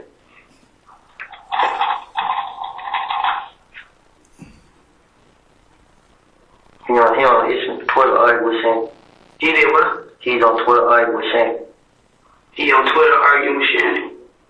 This recent? Yeah. When? Right before y'all came got me, I was just on the phone with my baby mom. She just told. So him and Shannon on Twitter arguing? They been arguing. About what? Me. Saying it. You still alive because we miss you. You still alive because we miss you? Like they miss, maybe shooting at you? When did you see this person? Like before the incident the other day with your baby? Before the incident with you and your baby, you said the dude was shooting at my house. Which incident are you talking about? Huh? You said the same boy that was shooting at my house. Okay, which? Can you write within that 425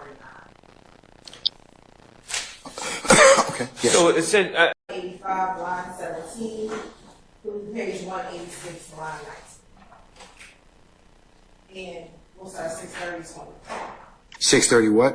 She wasn't looking at it serious like how it is. I really wasn't. I really thought he wasn't.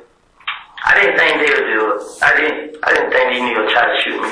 I'm afraid I thought we really would try to do a kill. They showed me wrong. Well, I know him for shit. He been on Twitter going back and forth with Shannon. Yeah. What the hell? I'm telling Shannon, why the hell you ugly? You on Twitter? What's Shannon been up to? Because I know he ain't just gonna sit and let it ride like you getting shot at and all that. I know that. And you know what I told Shannon? Man, that boy you deal with him. No man even pay himself. You know what Shannon told me that night? The night they shot me in bed. You looked at him like, I was crying. And you looked at him like, man, bro, hell nah, bro. We take it, you can't. I'm like, bro, fuck this shit, bro. Let me have it, bro. Let me have it, bro. They kill me, bro. You know what's going on, bro. Just hit. Start with it. Lieutenant Shannon, police involved with it. Just start with it, bro. We ain't going to jail, so we ain't do, bro. You're not going to tell you one of these folks think we did this shit, bro. And that's what I told him. He like, she looked at it. She like, bro, I'm telling you, bro. If they kill you or they hurt you or they, bro, they gotta kill him too. Just like him, bro. They don't get your shell out of it, bro. We already in the battle phase. We with people we never thought we'd be with, bro. Fuck that shit, bro. Let them have it. That's why I really ain't getting it back. If I didn't like, I feel like.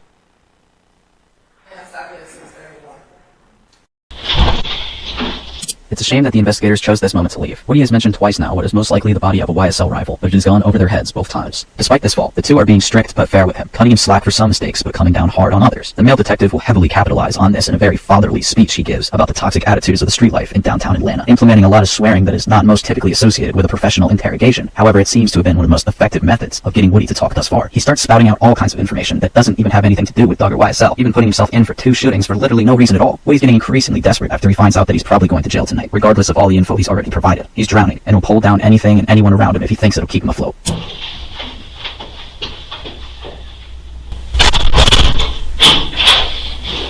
Crazy, man. Shit. Keep on saying I'm gonna see what I show up, man. Fuck with him. First thing I get my car fucking shit. Get him, bro. There's all these niggas, man. That's a public situation, man. Damn.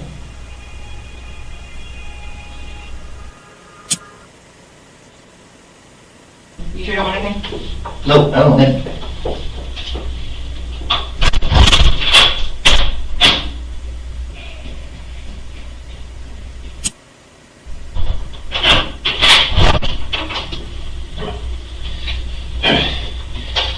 Shorty's pizza, you want some?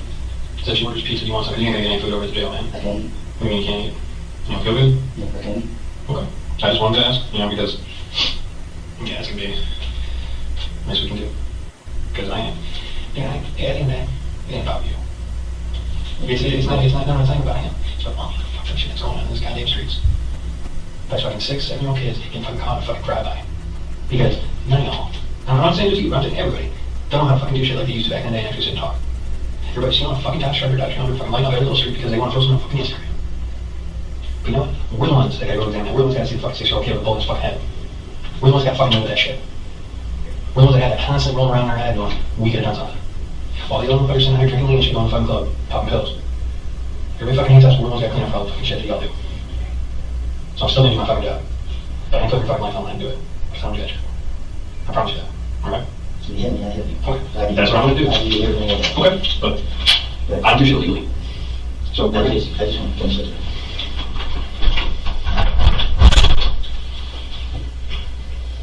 Man, listen, man, I can even take out a hair. I never had. I shot 2 people. Well, that's okay. Let me. No, I know this. I'm just saying. Those are 2 of my friends. I ain't getting into nobody. Nobody did. None of it. Keep saying the same. Yeah, I'm sorry. But that's your told me, I'm sorry. So, let's be alive tonight. Okay? Just relax on it. That's it. Okay? Let me do my thing, let her do her thing. Alright?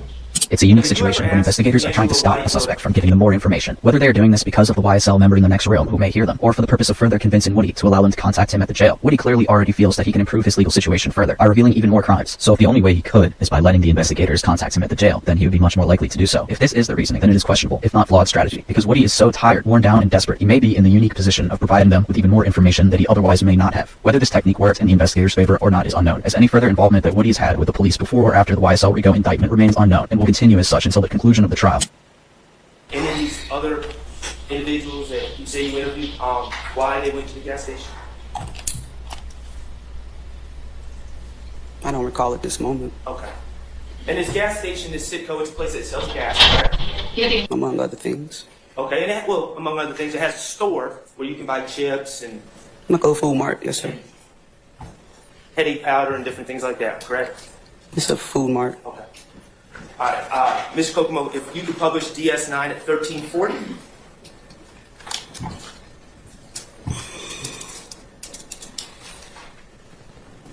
Okay, Investigator Gaither, did we just see the 2 cars pull into the Citgo? The 2 cars, meaning the silver Pontiac and then the blue car?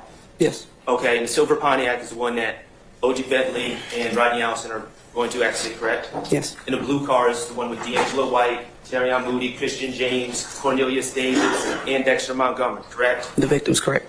Okay. You keep saying victims, and that's cool, but... Objection, Your Honor, as to the commentary by Mr. And that's the car that D'Angelo White said that there were guns, plural, in, correct? Yes, in their vehicle, yes. Okay.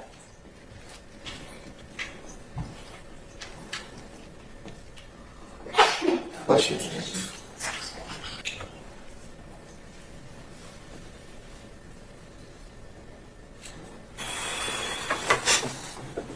Okay, Mr. Kokomo, could you fast forward to 2200? Okay, and for the record, we're going from 2135, I believe it was, to 2205. Sir, Excuse me, I'm sorry. 1340 to 2205. Sir, is there any particular point you want me to Well, start watching, or am I looking for something in particular? I'm going to try to fast forward it. I'm Okay. going to try to save some time because I don't want to watch the whole video again. Okay. But we'll see where this goes. Okay.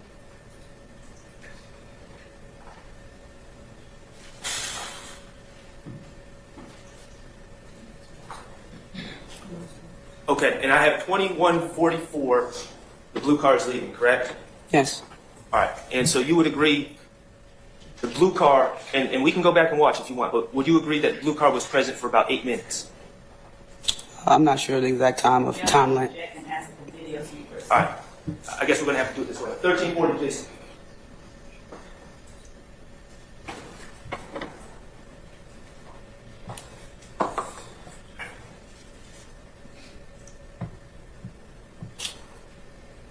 Okay. please note on the top left, Investigator Gaither, it says 2135, 52. Okay. And for the record, both cars are present now, correct? Yes.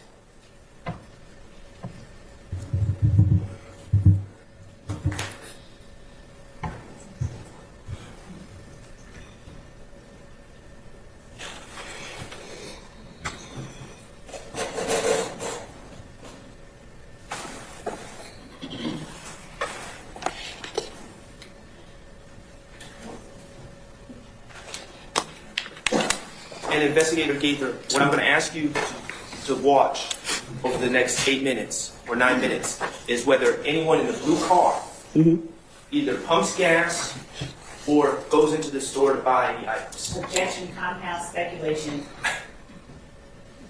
What they do is speculation. What they do is speculation. I'm gonna overrule the objection. So I can tell you no one pumped gas or went into the store. Okay, thank you. So the state. Yeah, no commentary. Let's just move on. Okay. Thank you. Mr. Kokomo, thank you. Thank you. So while they were there, no one got out to pump gas. No one bought sicko gas. Sir, I just answered that. And no one went into the store to buy any items. Okay, that's an answer. Come on, let's move on, Mr. Short. Mr. Kokomo, could you go to 2205? Or my time? I think your time's a little different.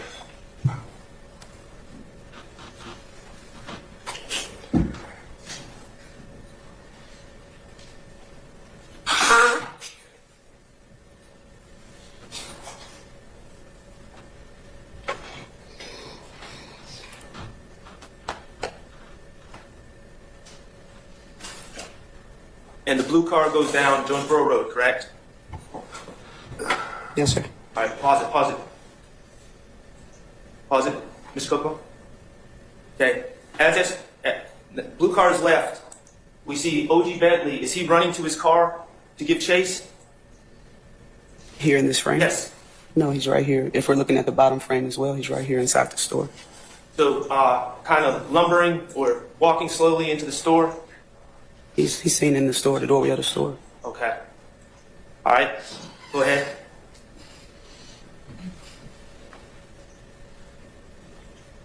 Anyone running to any cars to give chase to that blue car? You can definitely see Mr. McMillan waving them on, telling them to hurry up and come on. Objection, false speculation. Your Honor, I would object because she's answering this question that was asked. That's completely non-responsive. But All right. Well, I'm gonna sustain Mr. Matthews' objection. You can go ahead and rephrase the question. Okay. Okay. Now,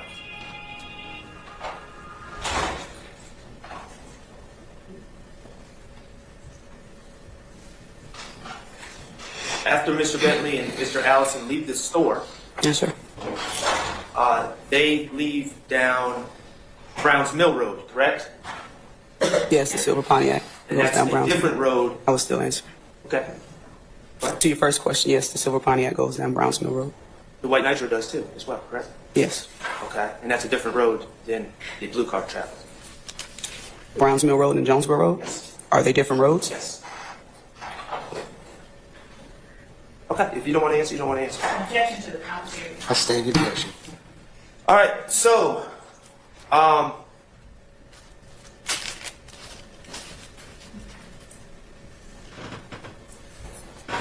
you can take that up the screen, Mr. Kokomo. Thank you.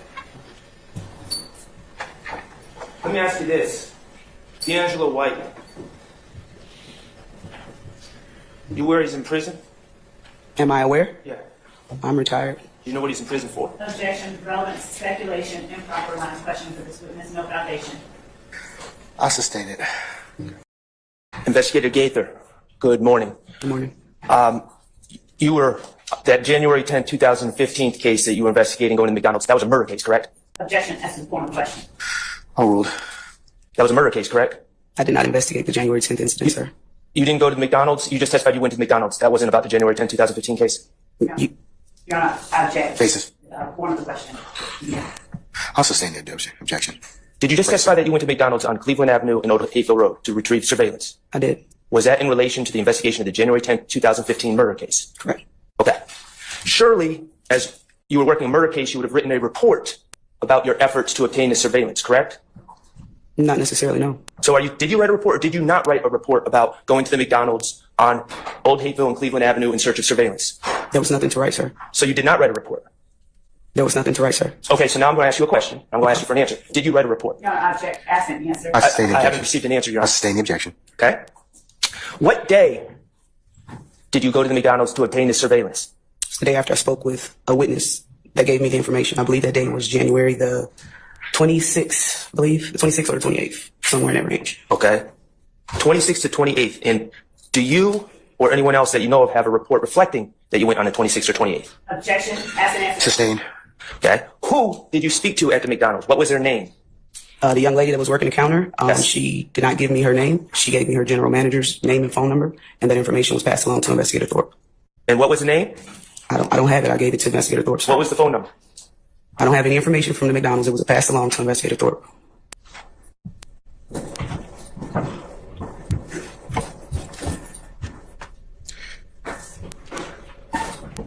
No further questions? All right, sir. Mr. Steele? Good day. Good morning, sir. Can I just ask you some clarifying questions about what you just were talking about? Absolutely. All right. You went to McDonald's 150 Cleveland Avenue, does that sound right? I'm not sure of the exact address, but it's at the intersection of Cleveland Avenue and Old Hateville Road. You're with Detective Dennis? Yes. All right. Anybody else with you? In our vehicle? Or No, in the McDonald's? just Investigator Dennis and I and whoever was in McDonald's. You're there on or about January 26th, 27th, or 28th. Does that sound right, 2015? That's what I just stated, sir.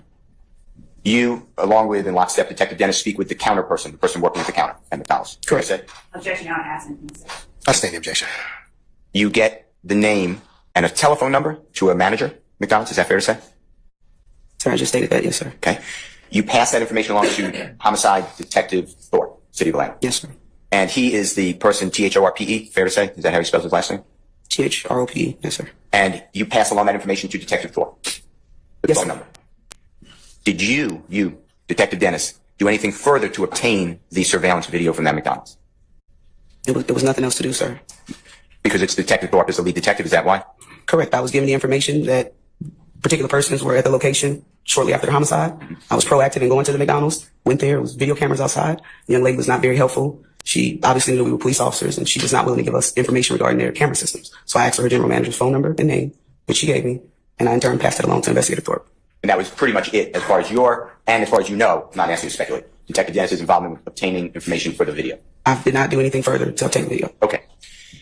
Let's talk about, you mentioned with the ladies and gentlemen jury, and I don't remember the address. If you can tell them where it is, that would be helpful. The Green Store. Can you tell them where that's located? It's at the intersection of Glen Street and I think it's 490 Glen. I think that's the address, 490 Glen Street. Thank you. And I call it the Green Store. That's the neighborhood name for it. It's the Bright Green Store. Okay. Do you know the real name or the given name of it? I don't. Okay. And that's the color. That's what you're saying. The color of the outside. building. All right. Now, on January 11th, the early morning hours of January 11th, 2015, did you receive information, or thereafter, that Kenneth Copeland stated that he was... I sustain the objection. Okay. Ignoring what anybody told you. I'm not offering for the truth, by the way, but okay. Did you have information that location that you just referenced, the Green Store, that was also a place of interest concerning Donovan Thomas's murder? Objection, Your Honor, faith and please. I sustain the objection. Did you do anything, or one of your members, your coworkers, to get any type of interview of people at the Green Store? I don't recall receiving information about the Green Store. Okay. So is it fair to say that you didn't try to get surveillance video from the Green Store? Why would I get surveillance video from the Green Store if I had no information that the Green Store was involved? Well, your coworker tells you if you didn't know directly. Your Honor, object, asking answer. I sustain the objection. All right. 2015, 14, that area. You were working alongside of Homeland Security personnel who are under the City of Atlanta. Is that what you said earlier? There were some people designated to Homeland Security. They work for the City of Atlanta, though. I didn't say I was working alongside of them, though. They're coworkers. They work at the City of Atlanta Police Department. They get videos. Say again? Faith. I sustain the question. You can rephrase, Mr. Steele. They get videos. These people, they help. Who are you talking about, sir? Remember you said, and I can't remember the gentleman's name or the young lady's name, but you said that there was somebody who helps secure videos. Investigator Teague? I think it is. Yes, sir. Okay. And isn't he under, I know he's with the City of Atlanta, but isn't he under Homeland Security? Am I wrong? At the time, I believe they may have been under, yes, it was Homeland. Yes. That's fine. I don't know what he's doing now, but at the time, yes. And I'm going to 2014, 2015. Yes, sir. Okay. Do you remember them having the ability, when I say them, Investigator Teague or you or your law enforcement agency, getting cameras that were all over the city of Atlanta. Objection. License plate readers, they call it. I sustain the objection. Do you remember that? Objection, Your Honor. I sustain the objection. Do you remember license plate readers cameras? Do you know what I'm talking about? LPRs? Yes. I sustain the objection. Do you know what LPRs are? And can you tell it to the jury? Objection, compound. That's all rule the objection. You can answer the question, madam. LPRs, license plate readers, are cameras that are throughout the city and major intersections or just areas throughout the city that captures license plates as they go through that particular intersection. And if an investigator or a police officer would, need to search that particular area looking for a particular vehicle, it records the actual license plates from the camera system. And that was in effect in 2014, 2015? Objection, Your Honor. All rule the objection. You can answer it. I believe they were. Okay. All right. I'm not saying you did it, but did you or your teammates seek to secure the license plate readers through relevant places, including the McDonald's? For what? January 10th, 2015. I was not the lead investigator on the case. I understand. I'm not pinning it on you. I'm just asking you, did you do that? No, I did not. I was not the lead investigator for the case. That's a Detective Thorpe issue. Correct. Okay. Were you in the room or looking in the room? So, from a two-way mirror or a camera when Detective Thorpe was interviewing on video, audio, Kenneth Copeland on the early morning hours of January 11, 2015? I believe I answered that, sir. What's the answer? I've already answered questions regarding the interview with Kenneth Copeland just after the homicide. Okay. I don't remember ever seeing this. Can you do me a courtesy? I understand. And I apologize for asking you to answer it again. It's okay. I've answered that question, sir. Okay. So could you answer? I'm asking to instruct the witness to answer the questions you can't make her own objection. All right. Madam, if you can't answer the question, but I'm going to sustain it. It's been asked and answered. So let's move on. Did you see Kenneth Copeland put his cell phone on the desk where Detective Thorpe, Let me finish the question. where Detective Thorpe was speaking with him at the City of Atlanta Police Department on early morning hours of January 11, 2015? Right. Objection, assuming facts not in evidence. I sustain the objection. Did you personally see Kenneth Copeland put his cell phone in the middle of a table with Detective Thorpe? I sustain the question. Let's move on, Mr. Steele. Okay. You ever speak to a person of interest or a suspect, and they bring to that meeting where they have on their person their cell phone? Objection, relevant. I sustain the question. Do cell phones carry a lot of information that may be useful to clear a person or implicate a person, potentially? Objection, vague, Your Honor. I'll sustain the question. Is there a reason that you know that you, Detective Thorpe, whomever, on January 11, 2015 did not take Kenneth Copeland's cell phone from him or seek a warrant to do so? Your Honor, assumes facts not in I sustain the objection. Okay. It's a tough crowd this morning. With regards to... you disregard the commentary, Mr. Steele. Okay. All right. With regards to, it is not favored. Remember saying that it's not favored? Okay. It's a tough crowd this morning. With regards to... you disregard the commentary. Did not take Kenneth Copeland's cell phone from him or seek a warrant to do so? Your Honor, assumes facts not in I sustain the objection. Okay. It's a tough crowd this morning. With regards to... you disregard the commentary, Mr. Steele. Okay. All right. With regards to... it is not favored. Remember saying that it's not favored for people to speak with the police? Remember saying that just a couple of minutes ago? Favored, I believe that's your word. It may be. No, I didn't say favor, sir. Okay. Whatever word you have. That premise. Were you aware that Jeffrey Williams encouraged Kenneth Copeland to go to the police department? Hold on, folks. Ms. Weaver's pretty good, but only one person at a time. The question you start to ask Mr. Steele is objectionable, so I'm going to sustain the objection. Do you have any information that Jeffrey Williams did not... Let him finish. Let me see what it says. Did not encourage Kenneth Copeland to speak with law enforcement on the early morning hours of January 11, 2015? I'm going to sustain the objection. It's improper. Improper question. Thank you, sir. All right, thank you. Anyone else? Mr. Matthews? All right, Mr. Garner? All right, Miss D. Williams? All right, Mr. Weinstein? All right, Ms. Williams? Any redirect? No, Your Honor. All right. May retired investigator, detective, dentist be permanently or temporarily excused? Gaither. Gaither. Be permanently or temporarily excused the witness? Temporarily, Your Honor, but we don't expect that we'll be calling her back, but just in case, we don't know. May I join in that and the subpoena that the state has on Detective Gaither? Your Honor, I would object. Mr. Steele, at this point in time, I don't think we should cover that. Can we cover that in just a minute? I'm answering your question. I don't want... Yeah, can we cover that in just a minute? Whatever you say. Okay, all right. Just give me a minute. We'll cover that, okay? All right. Madam. Sir. I'm going to temporarily excuse you. Okay. In the interview in the car with D'Angelo White, Yes, sir. Investigator Dennis asked Mr. White if anyone pulled out a gun on the people in the Silver Pontiac, correct? I believe he did. Okay. And D'Angelo White's response was, we had guns and shit, correct? Yes, he did say that, and it was more to that as well. We had guns and shit. Yes, he stated that. Okay. We being plural, correct? Correct? Are you insulting my intelligence by asking if we means plural? I think you are, though. Okay. I think you are. All right, well, Sir, don't do that. Don't do that. Lawyer not bad to the witness or insult her intelligence, and if he has a question, Your Honor, I would ask if he would like to ask. All right, sir, let's be respectful to our witness, I'm okay? very respectful, Judge, and I always will. I doubt it.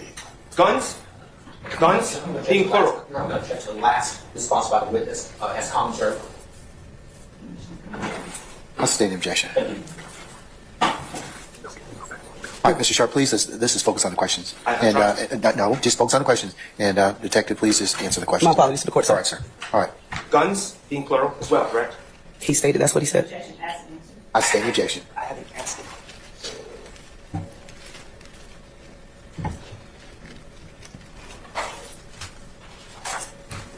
Remember last week when you were testifying and we talked about, or Ms.love was asking you questions and you referred to people in the blue car as practically children? No, I don't recall that being the exact thing I said. Okay. Well, which we heard, we and guns. As an investigator, did anyone seek further clarification from D'Angelo White when he say we? Who in that blue car possessed guns? Did anyone ask? Ask who had the guns? Yes. That's not on the recorded statement, sir. So did anyone ask? I understand it's not in the recorded statement. Mm-hmm. Did anyone ask who in the blue car had the guns? I don't believe the jury heard that, so it's not on the statement. So that's a no? We did not ask him that. Okay. Did anyone ask how many guns were in that blue car? Sir, that's not on it. That goes to part of we did not further inquire about the guns that he stated we had. So every question regarding the guns and who and we, and as we all know, we heard the recording. It's not on the recording, therefore we didn't ask him that. Did anyone ask what types of guns were in the blue car? Objection. Answer. I never asked that. I'm going to rule the objection. You can answer that. Sir, no further inquiry was asked about the guns that they had, that Mr. D'Angelo White said they had in the vehicle. Okay, and as lead investigator in this case, and I understand that you weren't there on that night, you're aware that guns were not located in the car. The night of the incident? Right.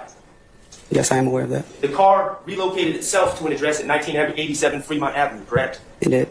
Okay. Did anyone search the 1987 Fremont Avenue address for any guns that may have been discarded there before the police arrived? Objection to facts not in evidence. I sustain the objection. Was 1987 Fremont Avenue searched that night? Sir, as you just stated, I was not there on the night that the incident occurred. So you don't know the answer to that question? I personally did not execute a search warrant on Fremont Street. Okay. As part of your work on the Dexter Montgomery case, you showed you showed photo lineups to witness D'Angelo White, right? You said to D'Angelo White? Yes. Yes, sir. Okay, do you know what date that occurred? Specifically, no. It should be with the case file. As you can hear in the audio, that actually happened, so. Okay. Right.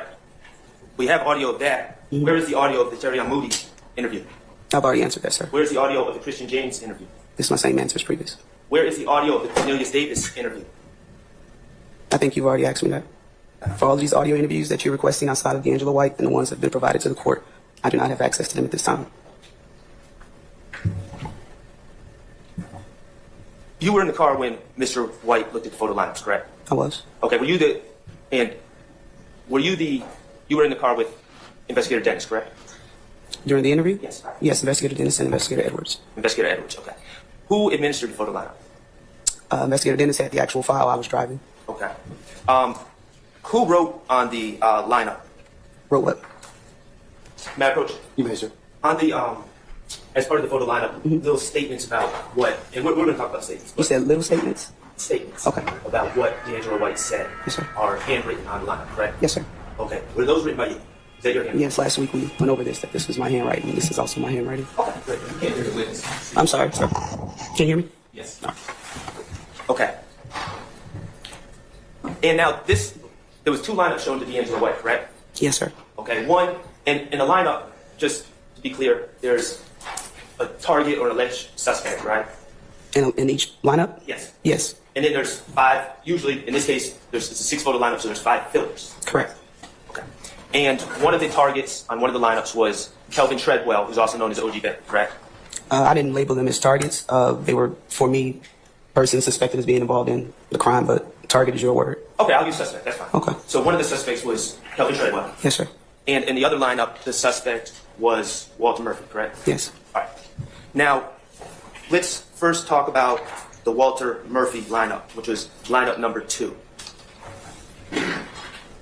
You wrote on 7/13/15 that D'Angelo White identified Walter Murphy, a.k.a. DK, as person with assault rifle and shooter, correct? Yes. Okay.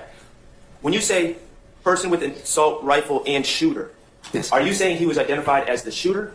According to Mr. D'Angelo White, yes. He was identified as the shooter. He was identified as a person with the rifle, and he stated he believed the passenger was the shooter because it would be hard for the driver to drive and shoot a rifle. Well, actually, in his interview in that car, he indicated that the shooter was definitely on the driver's side, didn't he? He did, and he also stated that it would be hard for the driver to drive and shoot, so he believed it was the passenger. Well, actually, he in his statement to you in the car, he indicated that his thought was the shot came from the backseat driver's side, correct? He said the passenger shot. Okay, Your Honor, I'm going to ask to publish. I didn't say the passenger side. I said he stated the passenger shot. Passenger being who? In the backseat or front seat? I don't believe he identified, but we know that Walter Murphy was a front seat passenger with an assault rifle. So your statement is that he said because the driver it couldn't have been the shooter. He's assuming because he was driving, right? Is that what D'Angelo White said? Your Honor, I'm going to object to my question involving speculation. I stand the objection, sir. Well, what did D'Angelo White say about who shot? Sir, I just answered that. Well, could you sir, I just answered that. I stand the question. He said it wasn't the driver? Objection, ask and answer. I stand the question, sir. Did D'Angelo White ever say, I saw DK, or I saw Walter Murphy, or I saw the person in this photo shoot at the car I was in? Sir, I just answered what D'Angelo White stated his remembrance of events were regarding the shooting. Did he ever say, I saw this man shoot? Your Honor, I'm going to object, ask and answer. I stand the objection. The truth is, he said he couldn't see who shot, isn't it? Is that your truth or his truth? I'm asking you. It's on tape. Sir, I've asked. I would ask that the best evidence be shown to the jury since these shots represent the same thing. So I object. Your Honor, I'm just asking that the witness answer the questions. I'm going to overrule the objection. Did D'Angelo White ever say he could see who shot? D'Angelo White stated he did not believe the driver could be able to shoot a rifle and drive. So he thought the passenger, who was Walter Murphy with an assault rifle, shot the assault rifle at his friend. He also stated the backseat passenger, who was what he said to be a young man named Fatty, he had a handgun. The victim was shot with an assault rifle round. So he never identified Walter Murphy as the shooter, did he? Objection, ask and answer. I stand the objection. Did he ever say that guy was the person who shot? Mr. Charles, the second question. Let's move on, okay? Thank you, sir. Okay. But you wrote that he identified him as the shooter, correct? I've already answered that, sir. All right. Let's talk about the identification of Mr. Treadwell or O.G. Bentley. You also wrote on that photo lineup too, correct? Yes, sir. And you said he identified Kelvin Treadwell, a.k.a. O.G. Bentley, as ordering the shooting. What's your question, sir? Is that correct? That's what that reads? May I approach? You may, sir. Identified Kelvin Treadwell, a.k.a. O.G. Bentley, as ordering the shooting. Did he say he saw Kelvin Treadwell, O.G. Bentley, order the shooting? He stated that O.G. Bentley was on the phone making a call, and what he believed was calling Walter Murphy and Demise McMillan. He didn't say those persons' names. Did he say he saw that with his own eyes? O.G. Bentley on the phone? He heard that? I'm telling you what he told me, that he believed O.G. Bentley, the person he didn't know was Kelvin Treadwell, but it's O.G. Bentley, made the call. He believed? I can't tell you him what not to believe. That was his thoughts. That's what he stated. What he said he saw or heard. The truth is, you've seen the surveillance. D'Angelo White never got out of the blue car in the parking lot of the Citgo, correct? That has nothing to do with what he saw. Okay, so you're saying that D'Angelo White was sitting in the blue car in the Citgo that night and heard and saw O.G. Bentley, also known as Kelvin Treadwell, making a phone call from inside the store. Objection. That's what you're saying? Objection, badgering number one. Objection, cause for speculation, and objection, ask and answer. I stand against all three bases. Is that what you're saying? Objection, ask. Sir, I've already ruled, so formulate another question. Okay, thank you, sir. Answer this. Did you see where the shots from the other vehicle came from? Like, did the person, which side of the car did they lean out to shoot? It had to be either on it. It couldn't be from the goddamn, it couldn't be from the passenger side or from the back passenger side. It had to be either. It couldn't be the driver, neither. It had to be the person behind the driver. Thank you. From your investigation, Walter Murphy was sitting in the passenger side, correct? Best of my recollection, yes. Okay, and you just heard D'Angelo White's statement, correct? Yes. And he said it couldn't be the passenger side. It could not be the passenger side, correct? I did not say it was the passenger side that the vehicle was shot. I said the passenger. He stated the shots came from the driver's side. I stated it could not have been the passenger side. It had to be the passenger, not the passenger side of the vehicle, is what I stated. Mr. Murphy was seated in the passenger front, according to your investigation, correct? And also according to Mr. Murphy, yes. And Mr. White just said on tape it couldn't have come from the passenger side, correct? If you go to his interview inside our vehicle, he also stated he did not believe it was the driver. It came from the driver's side, but he did not believe that it was the actual driver. Okay. It was someone from the passenger. Sir, are you going to let me answer? Yes. Yes. Okay, he stated he did not believe it was the driver because he didn't think the driver could drive and shoot a gun. He stated that it had to have been the passenger. I didn't say the passenger side of the vehicle. I said the passenger. And there's a third person in the car, in the back seat, correct? Correct, which... That was not Walter Murphy, was it? No, I don't believe so. Okay, and somehow that statement has become you running down that he identified Walter Murphy as the shooter. And somehow you're trying to get away from the fact that YSL, members of YSL shot this boy in the head. Whether it's a report... Okay. You know that at some point down the line you may be asked to testify about events, correct? Correct. And one of the purposes of reports is so you have the facts and details down when they're fresh in your mind so you can refer back later on. Yes. Okay. And in these reports you want to put as many details as possible, correct? Yes. And you want details and you also want accuracy, correct? Yes. All right. And you've been trained to write reports? Yes. All right. And you do write reports as part of your job, or you did when you were with APD? I did. Okay. And that's expected of you as an APD officer, correct? To write a report regarding a specific incident, or are we talking about investigations? To write reports to accurately memorialize your investigations? Yes. Okay. All right. I want to speak to you a little bit about the Dexter Montgomery case, okay? From 2015. And first, just to help keep things clear, you would agree that there's three cars involved in this case? Yes. All right.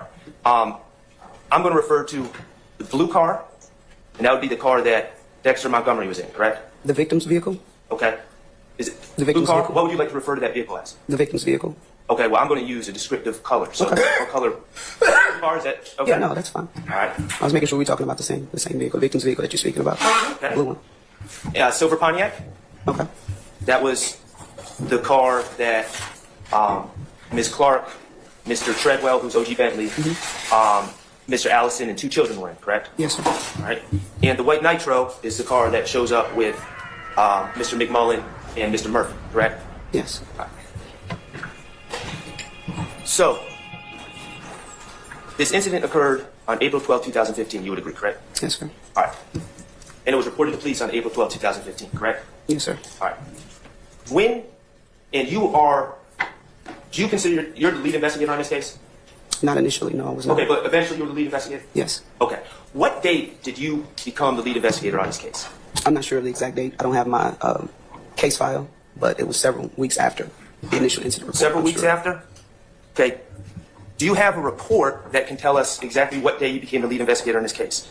I do not have my original case file. Okay. Did I ask you on Wednesday Your to bring Honor, I object to the hearsay statements made outside court. I would ask to get their documents. I'll rule the objection. You can finish. Thank you. Did I ask you to bring your reports to the court today? You asked me did I have them, and I told you I do not have anything from Atlanta Police Department. Okay. So you do not have your reports? I've already answered that, sir. Okay. And you cannot tell us the date that you became lead investigator on this case? The exact date? No, it was at least it was less than a month, but it was roughly 3 or 4 weeks from the time the incident occurred. Okay.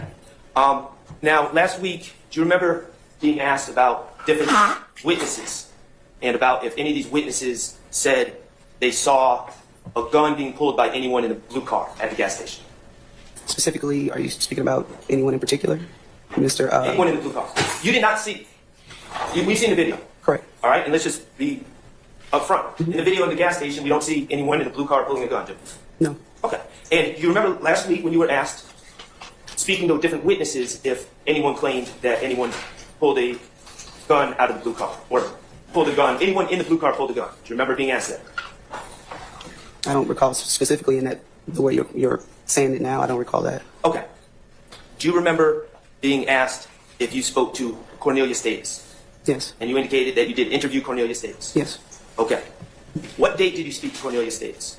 Again, I do not have my original police report. I do not have that file with me.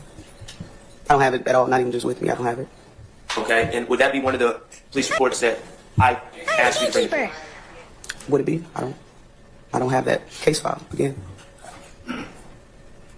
Where did you speak to Cornelius Davis? He was picked up from his residence. Okay. Terry Moody, when did you speak to Terry Moody? Again, the exact date, I'm not sure. All of the victims were spoken to.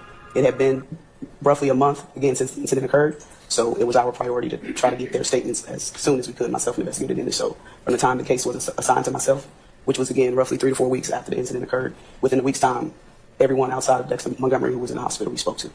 Do you have a report that indicates when and where you spoke to Terry Moody? I've already answered that. What was your answer? I do not have that case file, sir. What about Christian James? What date did you speak to Christian James? It's my same answer as the previous question. Which is what? I just answered that, sir. Well, I'm going to ask you to answer my question. And I just answered my answer it's the exact same answer as the previous question. Okay, and I'm going to ask again. This is, Move on, Mr. Sharkin. is your answer that Objection hasn't answered. I haven't got an answer? He hadn't posed your question, sir. All right, sir, go ahead. So, you don't know what date you spoke to Christian James either? Objection hasn't answered. She hasn't answered. She hasn't answered that. I'll rule the objection. I do not have my case file from this particular incident. I did not have it from the time I retired with APD. I do not have in my possession any files from any case that I've worked. Okay, and when I asked you to bring your reports last week, I asked you to bring your reports Monday, and you indicated that you're no longer with APD and you might have trouble getting them, correct? You said you wouldn't be able to bring them, right? I said I wouldn't be able to bring them because they're not in my possession. I do not have anything from Atlanta Police Department. But when I asked you for those police reports, District Attorney Seth Brown was there as well, correct? Yes, sir. From the District Attorney's office, he was aware that I was asking you for those police reports, correct? Your Honor, I'm going to object as to this witness testifying about what someone else was aware of. I sustain the objection. Was he actively involved in the investigation? Was he actively involved in the conversation between me and you in that back room? I sustain the objection. You've been doing this for a while? Doing what? Investigating crimes? I'm no longer investigating crimes, sir. Okay. You've been to court before to testify? Yes. You testified in trials? I have. Okay. You're aware that police reports, if they exist, are to be provided to the defense in discovery, correct? If I have a police report, I'll give it to the District Attorney's office, and I would assume they would transfer it over to you. Okay. And you don't have these police reports indicating the work that you say you did Your Honor, objection from 2015? I sustain the objection. Okay. Where's your case file? I don't have it, sir. Well, where is it? I left. When I retired from the Atlanta Police Department, when it was August 2020, I left everything regarding Atlanta Police Department at the Atlanta Police Department on the 5th floor where our officers work. That included all of my case files, all of my uniforms, all of my equipment. I do not own anything but my Atlanta Police badges I accumulated over the years. That is all I own. Who did you leave them with? Sir, I just answered that question, sir. You said you left them on the 5th floor. Whom did you leave them with? I left them in our offices on the 5th floor in a file cabinet. We are not allowed to take our case files with us once you retire. I have no purpose for them. Detective Gaither, as we get into the portion of the interview where you all are talking about the compound and the Lil Wayne bus shooting, during the interview portion where you all did discuss that, did Walter Murphy, generally speaking, tell you the reason that they went to the compound? Was it to enjoy a Lil Wayne concert? I sustain it as to leading. I overrule the other objection as to best evidence. So going back to the first part of the question, did Walter Murphy talk to you about the reason that he and others went to the Lil Wayne concert at the compound the night that Lil Wayne's bus was shot up? Yes. Generally speaking, would you tell the jury what that reason was? For the concert. Do you recall whether or how Walter Murphy described Lil Wayne's relationship to Jeffrey Williams, to his knowledge? I don't No, recall. don't worry about it. No, I don't recall. Thank you. We'll start at 2:49:46, Your Honor. Keeping in mind the court's rulings. And who you was riding with? I was in the truck. Which truck? That's Lori's in there. Who was driving it? That was driving when I was in. That's the Barbara Lewis one, right? Yeah, the Lori's look. Who was in the coach? It was just me, Bobo, Dolly, Jerry, yeah, Kel, Boop. Dolly, you, Kel, Bobo, and Boop. B-O-O-K. All right. And where y'all come? How did I go? Shit, I can't remember what we was at. We was at that house. I was at that house. So boom, I feel like when I come down, let's go, we going. So what you mean? We going to come down? What? What you? Oh, peace and love. Wayne or fuck this nigga? Yeah, you know that. We went. They just go to the club. We know we're gonna be out. Of course, because it ain't no show and anything comes up, but it wasn't no week. I got Dolly with me. First of all, that's why I didn't throw a another thing, because I let Dolly go. She throws out of time. I let Dolly go to the club. You know what I'm saying? And he ain't like that. So. Well, she ain't go to the club? Nah, she ain't supposed to be there. Why? But what you mean? Because it's the violence. Yeah, that's him. That's his enemy. You know what I'm saying? So, man, it's almost like he's supposed to be the safekeeper. His family. His close. He trusts you with his sister and his family. All that shit happened with nothing. Anytime he don't kill his mom, he don't kill his sisters. That's why he just want me to stay with him. That's all he got to do. You know what I'm saying? So, you end up with them. Nah, I know. You stayed with them. How did y'all end up at compound with all the rest of the cars? We just pulled up and I don't even talk to them. I'm saying. Listen. Like you said, we've been investigating stuff from start to finish. Yeah. So there's certain stuff that we already know without you telling me. But I don't want you to tell me. You got it? At 252-26, Your Honor. And we'll resume at 252-59. All right.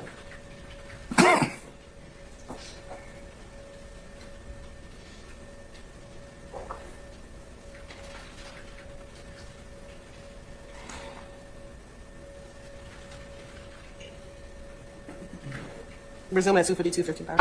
Before y'all went to compound, studio metro, I thought we went to go after.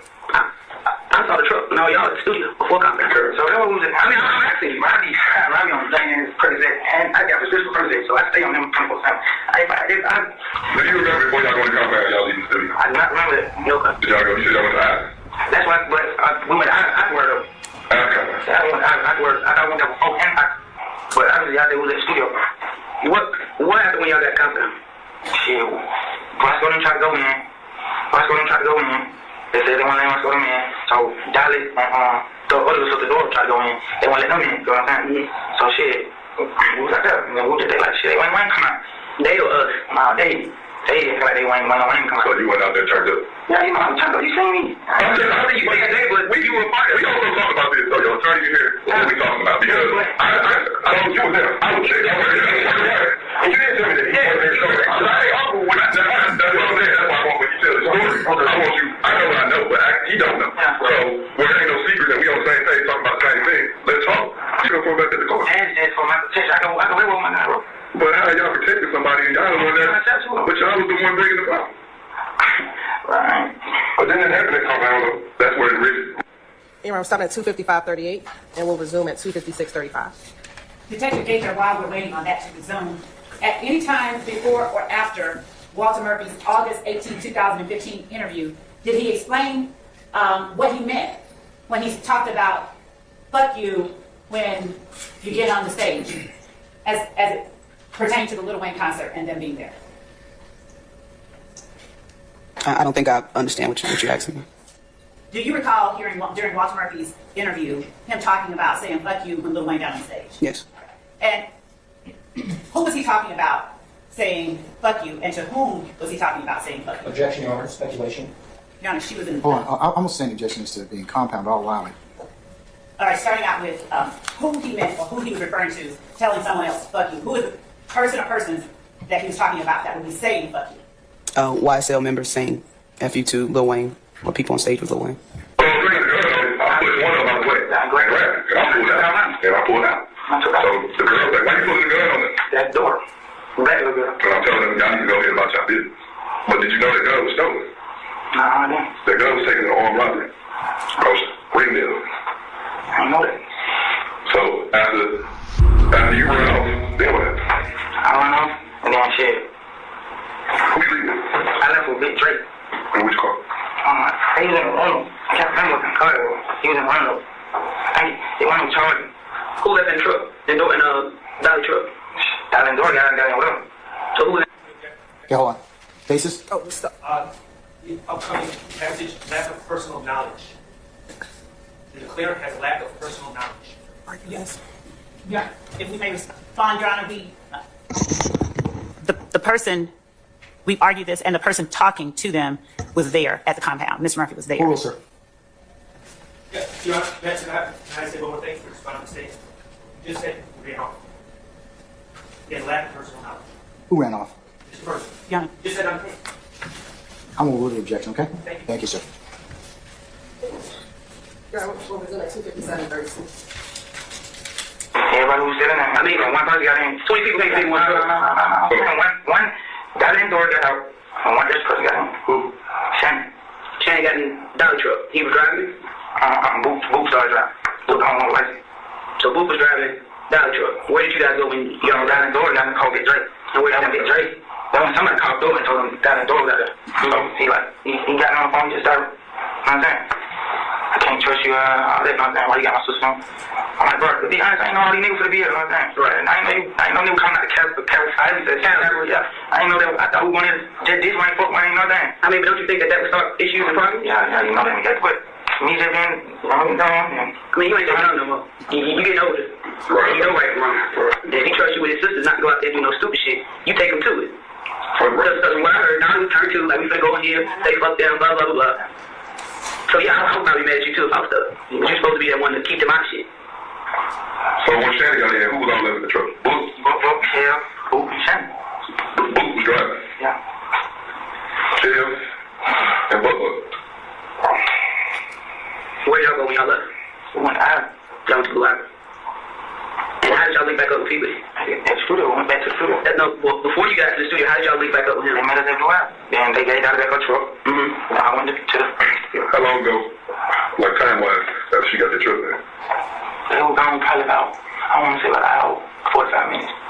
An hour and 45 minutes or an hour? Or 45 minutes or an hour. And what y'all do when y'all got back to the studio? What was the conversation? No conversation. Told me to take her home. Why did I go back to the studio? To get her truck. Her truck wasn't at the studio. Her truck that I went back to the YSL studio. Collective. The spot was bother. They found. Pulled up. Shannon got out. Went in there with them. Who else got out? I think Bobo got out. Went in there with them too. And we just left. You're on call at 3 o'clock and 30 seconds. Zoom at 3 o'clock and 48 seconds.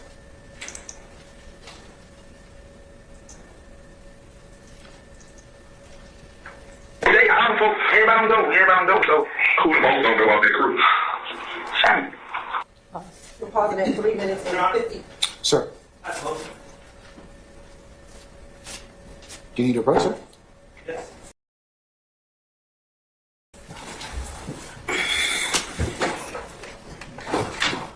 The crib, doing that dude Roscoe out for crib.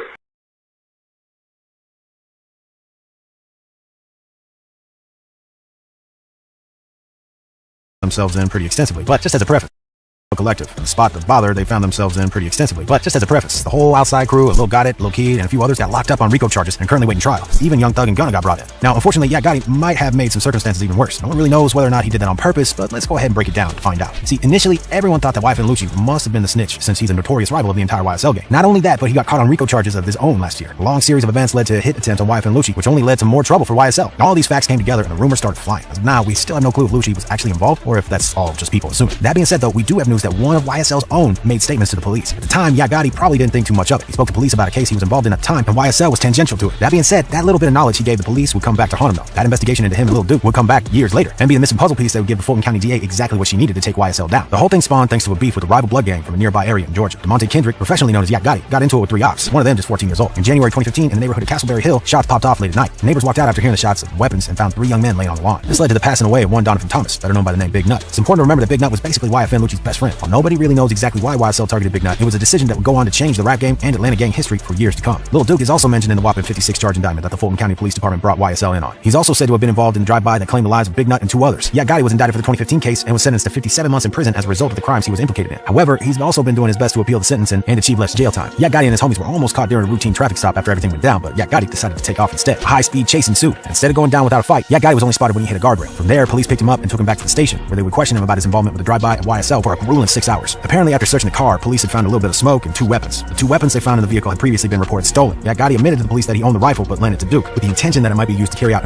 on some rival gang members. You can see why all this is bad, right? Not only did he snitch on himself and Duke by saying that the item was supposed to be used in the commission of a crime, but he also went further than he needed to by describing an unrelated incident that one of the weapons was used in. Like, bro, they're not even asking you about that one. They don't even know that. What are you doing? Eventually, the whole thing got so big, the feds got involved. He tried to walk everything back, of course, but he was already on record explaining his whole life story to the police. From there, he took a plea deal and received a sentence in federal prison. The only charge they technically had him in on was being a felon in possession of a weapon, but that doesn't doesn't mean he's also not implicated in a number of other charges through the whole RICO thing. There's a specific clause in his appeal that really raises some alarms, though. The appeal states that Gotti's sentence is unfair and urges the judge to consider the fact that he was honest with police. I don't know about y'all, but if that's in the paperwork itself, I'm starting to think Gotti might be up something a little sus. Not only did he sit down with the police to talk about everything, but he also specifically said he wanted to waive his right to an attorney so he could sit down and talk to the police without interference. This is probably the dumbest thing he possibly could have done in this situation. Of course, it also paints him as a huge snitch. First of all, your lawyer is there to fight for you. If you waive him, the cops can and will treat you however they want. Secondly, the fact that he was just going to tell the police everything without his lawyer there to help guide him just means he's going to get himself in more trouble. Sure, Gotti probably assumed that this was going to be some kind of I'll scratch your back if you scratch mine kind of sitch, but the cops don't always work like that. Shortly after this, he was transferred to another jail where he was interviewed by a couple of detectives and some members of a gang unit. They recorded the whole interrogation on both audio and video. Now, not only did Gotti sit down with these guys for a good little while, but they also brought him food, drinks, and some cigarettes. Now, let's be clear here. Cops will usually do this kind of thing during a lengthy interrogation, but it's still not really a good look to be all buddy-buddy with them like this in Gotti's situation. About 2.5 hours in, Gotti decided that he wanted to see his lawyer and didn't want to talk to the police anymore. They took him out for a cigarette, and while he was outside, he said that he talked to one detective, but not the other. When he got back in, the interrogation continued. I don't really know what he thought about what was happening though, like the detectives, they're on the same team. The interview continued until the detective stated that he had no further questions. About a week later, they brought Gotti in for yet another interview. Once again, the detectives brought Yak Gotti some food. Not only that, but the detectives told him that this time if he cooperated with them, they'd see what they can do to help him out. That interview lasted for about 2.5 hours. During both of these interviews, Yak Gotti explained further and further about what was going on with the items that he had received a charge for the possession of. After all this went down, the court was able to get a warrant to search Yak Gotti's cell phone. Once they did, they learned more about the death of Big Nut and how it caused a huge schism in the gangs in Atlanta. This led to a massive number of retaliations between YSL and the Inglewood neighborhood Bloods, with the court report claiming that there were nearly 40 incidents. From here, absolute pandemonium broke loose, and the streets of Atlanta became a war zone. There were waves of retaliations back and forth for years, leaving tons of homies behind them on both sides. Not too long after that, Yak Gotti posted a picture of himself standing on YFN Lucci's car outside a local mall on his Instagram page. The photo was cited in the 88-page RICO indictment as acting in furtherance of conspiracy. To be honest, that's exactly what it was. See, the whole thing was a way for Yak Gotti and the rest of YSL to basically say, alright, what's up then, Lucci? We know where you're at. We got eyes on you. You aren't safe anywhere. Now, just like the rest of YSL, who's tried it so far, Yak Gotti was denied bail. See, the issue is the judge claims that there's no way it would be safe to let those guys out on the streets. The judge also claimed that they would continue committing crimes and that they'd attempt to fly out of the country and that they'd intimidate witnesses. And based on what we've seen in the case so far, all of those things are probably true. Shortly after Gotti got picked up on the indictment, we started seeing social media posts all over claiming that Yak Gotti had been ratting on his homies. RapHouse.tv made an Instagram and Twitter post that really set the whole thing off, showing that Yak Gotti had cooperated with the police in a previous case. RapHouse.tv said Young Thug homie YSL affiliate Yak Gotti snitched on YSL Duke and YSL. Police saved statement and evidence for RICO case they are currently indicted for. They're also attached to an image of some court documents. From there, things went crazy. A Thug fan dogpiled on Yak Gotti. Yak Gotti stood strong and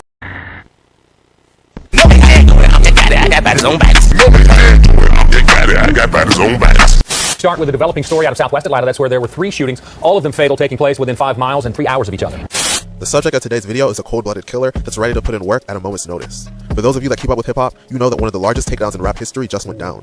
The YSL street gang, made popular by rappers Young Thug and Gunna, was just taken down in an indictment by the state of Georgia using the RICO Act. All of the members of YSL are now facing decades in prison. Young Thug and Gunna may be the big names of YSL, but there was another member that was the most dangerous and the one putting in the most damage in the streets. The name of that member is Yak Gotti, and today we're going to be telling his story. But before we get into the video, please be sure to like and subscribe. Yak Gotti's real name is Diamante Kendricks. In an interview with No Jumper, he stated that the Yak in his name is short for maniac. He grew up in Atlanta and actually knew Young Thug at a very early age. They apparently lived in hoods right next to each other, and they met at just 7 years old. Yak's uncle owned his own record label, so this made Yak interested in making his own music. With a record label owning uncle and a friend like Young Thug, Yak would have his foot in the door in the music industry. However, music wasn't his primary focus. Yak states that he jumped into the street life at just the age of 13, and seeing one of his close friends get shot made him grow up quickly. Unfortunately for him, all of the negative repercussions of the gangster lifestyle would follow him all throughout his life. While in the streets, Yak would still play sports. In fact, he had college scholarships to play football from Division I schools. However, one day, he got accused of rape and lost all of his college scholarships. Yak was the most successful person and popular person at his high school, so he had a target on his back. One day, a new girl transferred to his school and took an interest in Yak. The girl asked Yak to be her boyfriend, but Yak declined her. After this, the girl began to tell everyone that Yak raped her. Yak was just 16 at the time. The police went after him, but he went on the run. His mother made him turn himself in, and he had to spend time in an adult jail as just a 16-year-old. Yak would be released on bond, and nothing would ever result from the case. The case stayed pending for 7 years, and Yak claims that the girl transferred schools and did the same thing to another boy.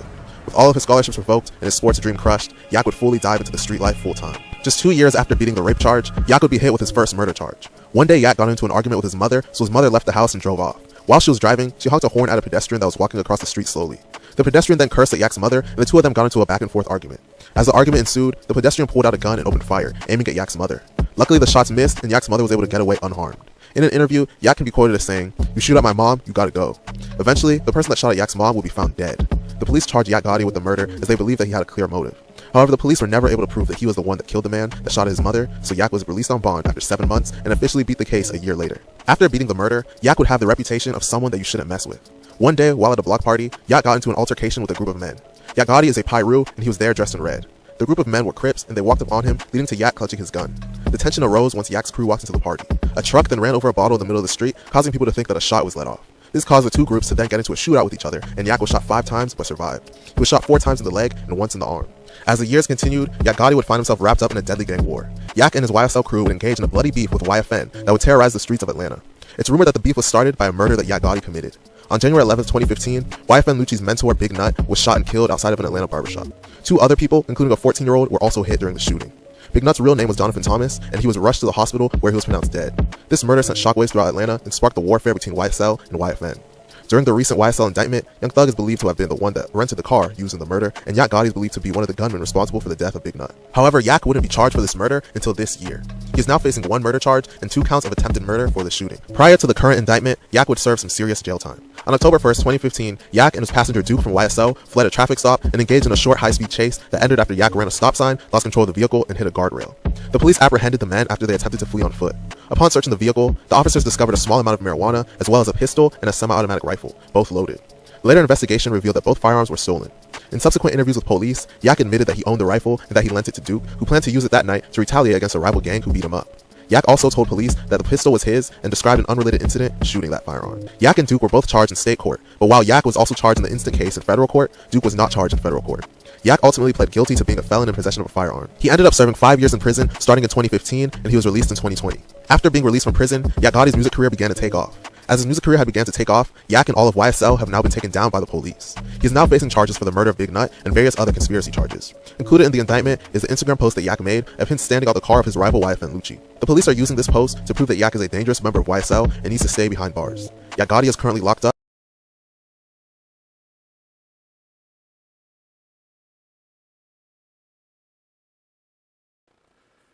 Peace, family. Thank you for tapping in. That's pretty much it for the day.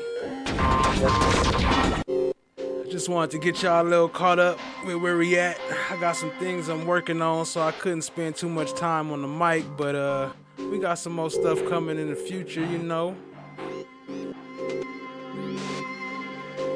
Thank y'all for being here. Hit the like, hit the subscribe, tap in, share with a friend. Trying to hit that 500 subscriber goal, so if y'all can help me with that, I would greatly appreciate it.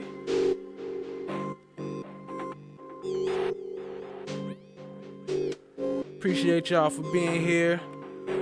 Gaither wildin', as y'all see. I hope they bring her back on the stand though, because her lies, I don't even know, she just confusing. I don't know if she lying or if she just trying to be gangster, or I don't know what it is, but appreciate y'all for being here. Appreciate the new subscribers. Shout out to Ashley Crest. I can't really see from here. Ashley Taylor. Ash Taylor. Okay, well, I appreciate that. Appreciate y'all for being here. See you next time, fam. Much love. Shout out to Reggie Righteous on the beats again. You know.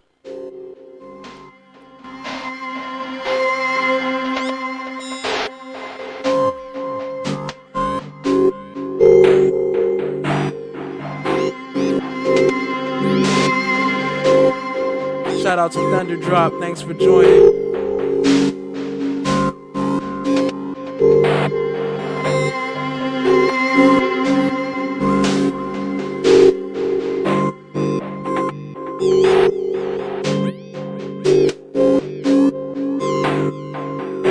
Shout out to Julie Horn. Always holding it down. Appreciate you.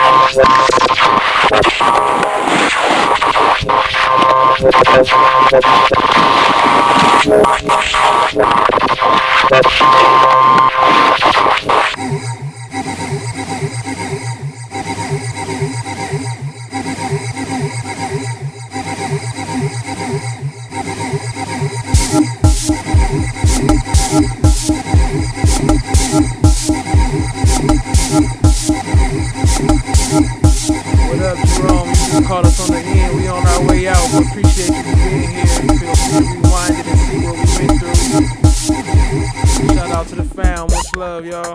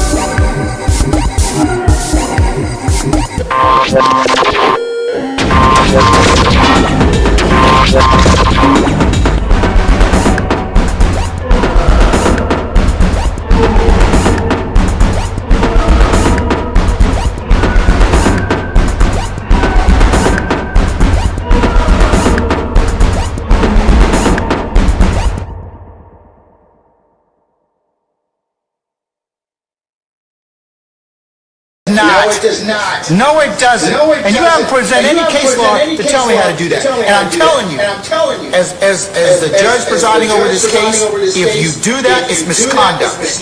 Hey, the gatekeeper! Well, I never went to law school.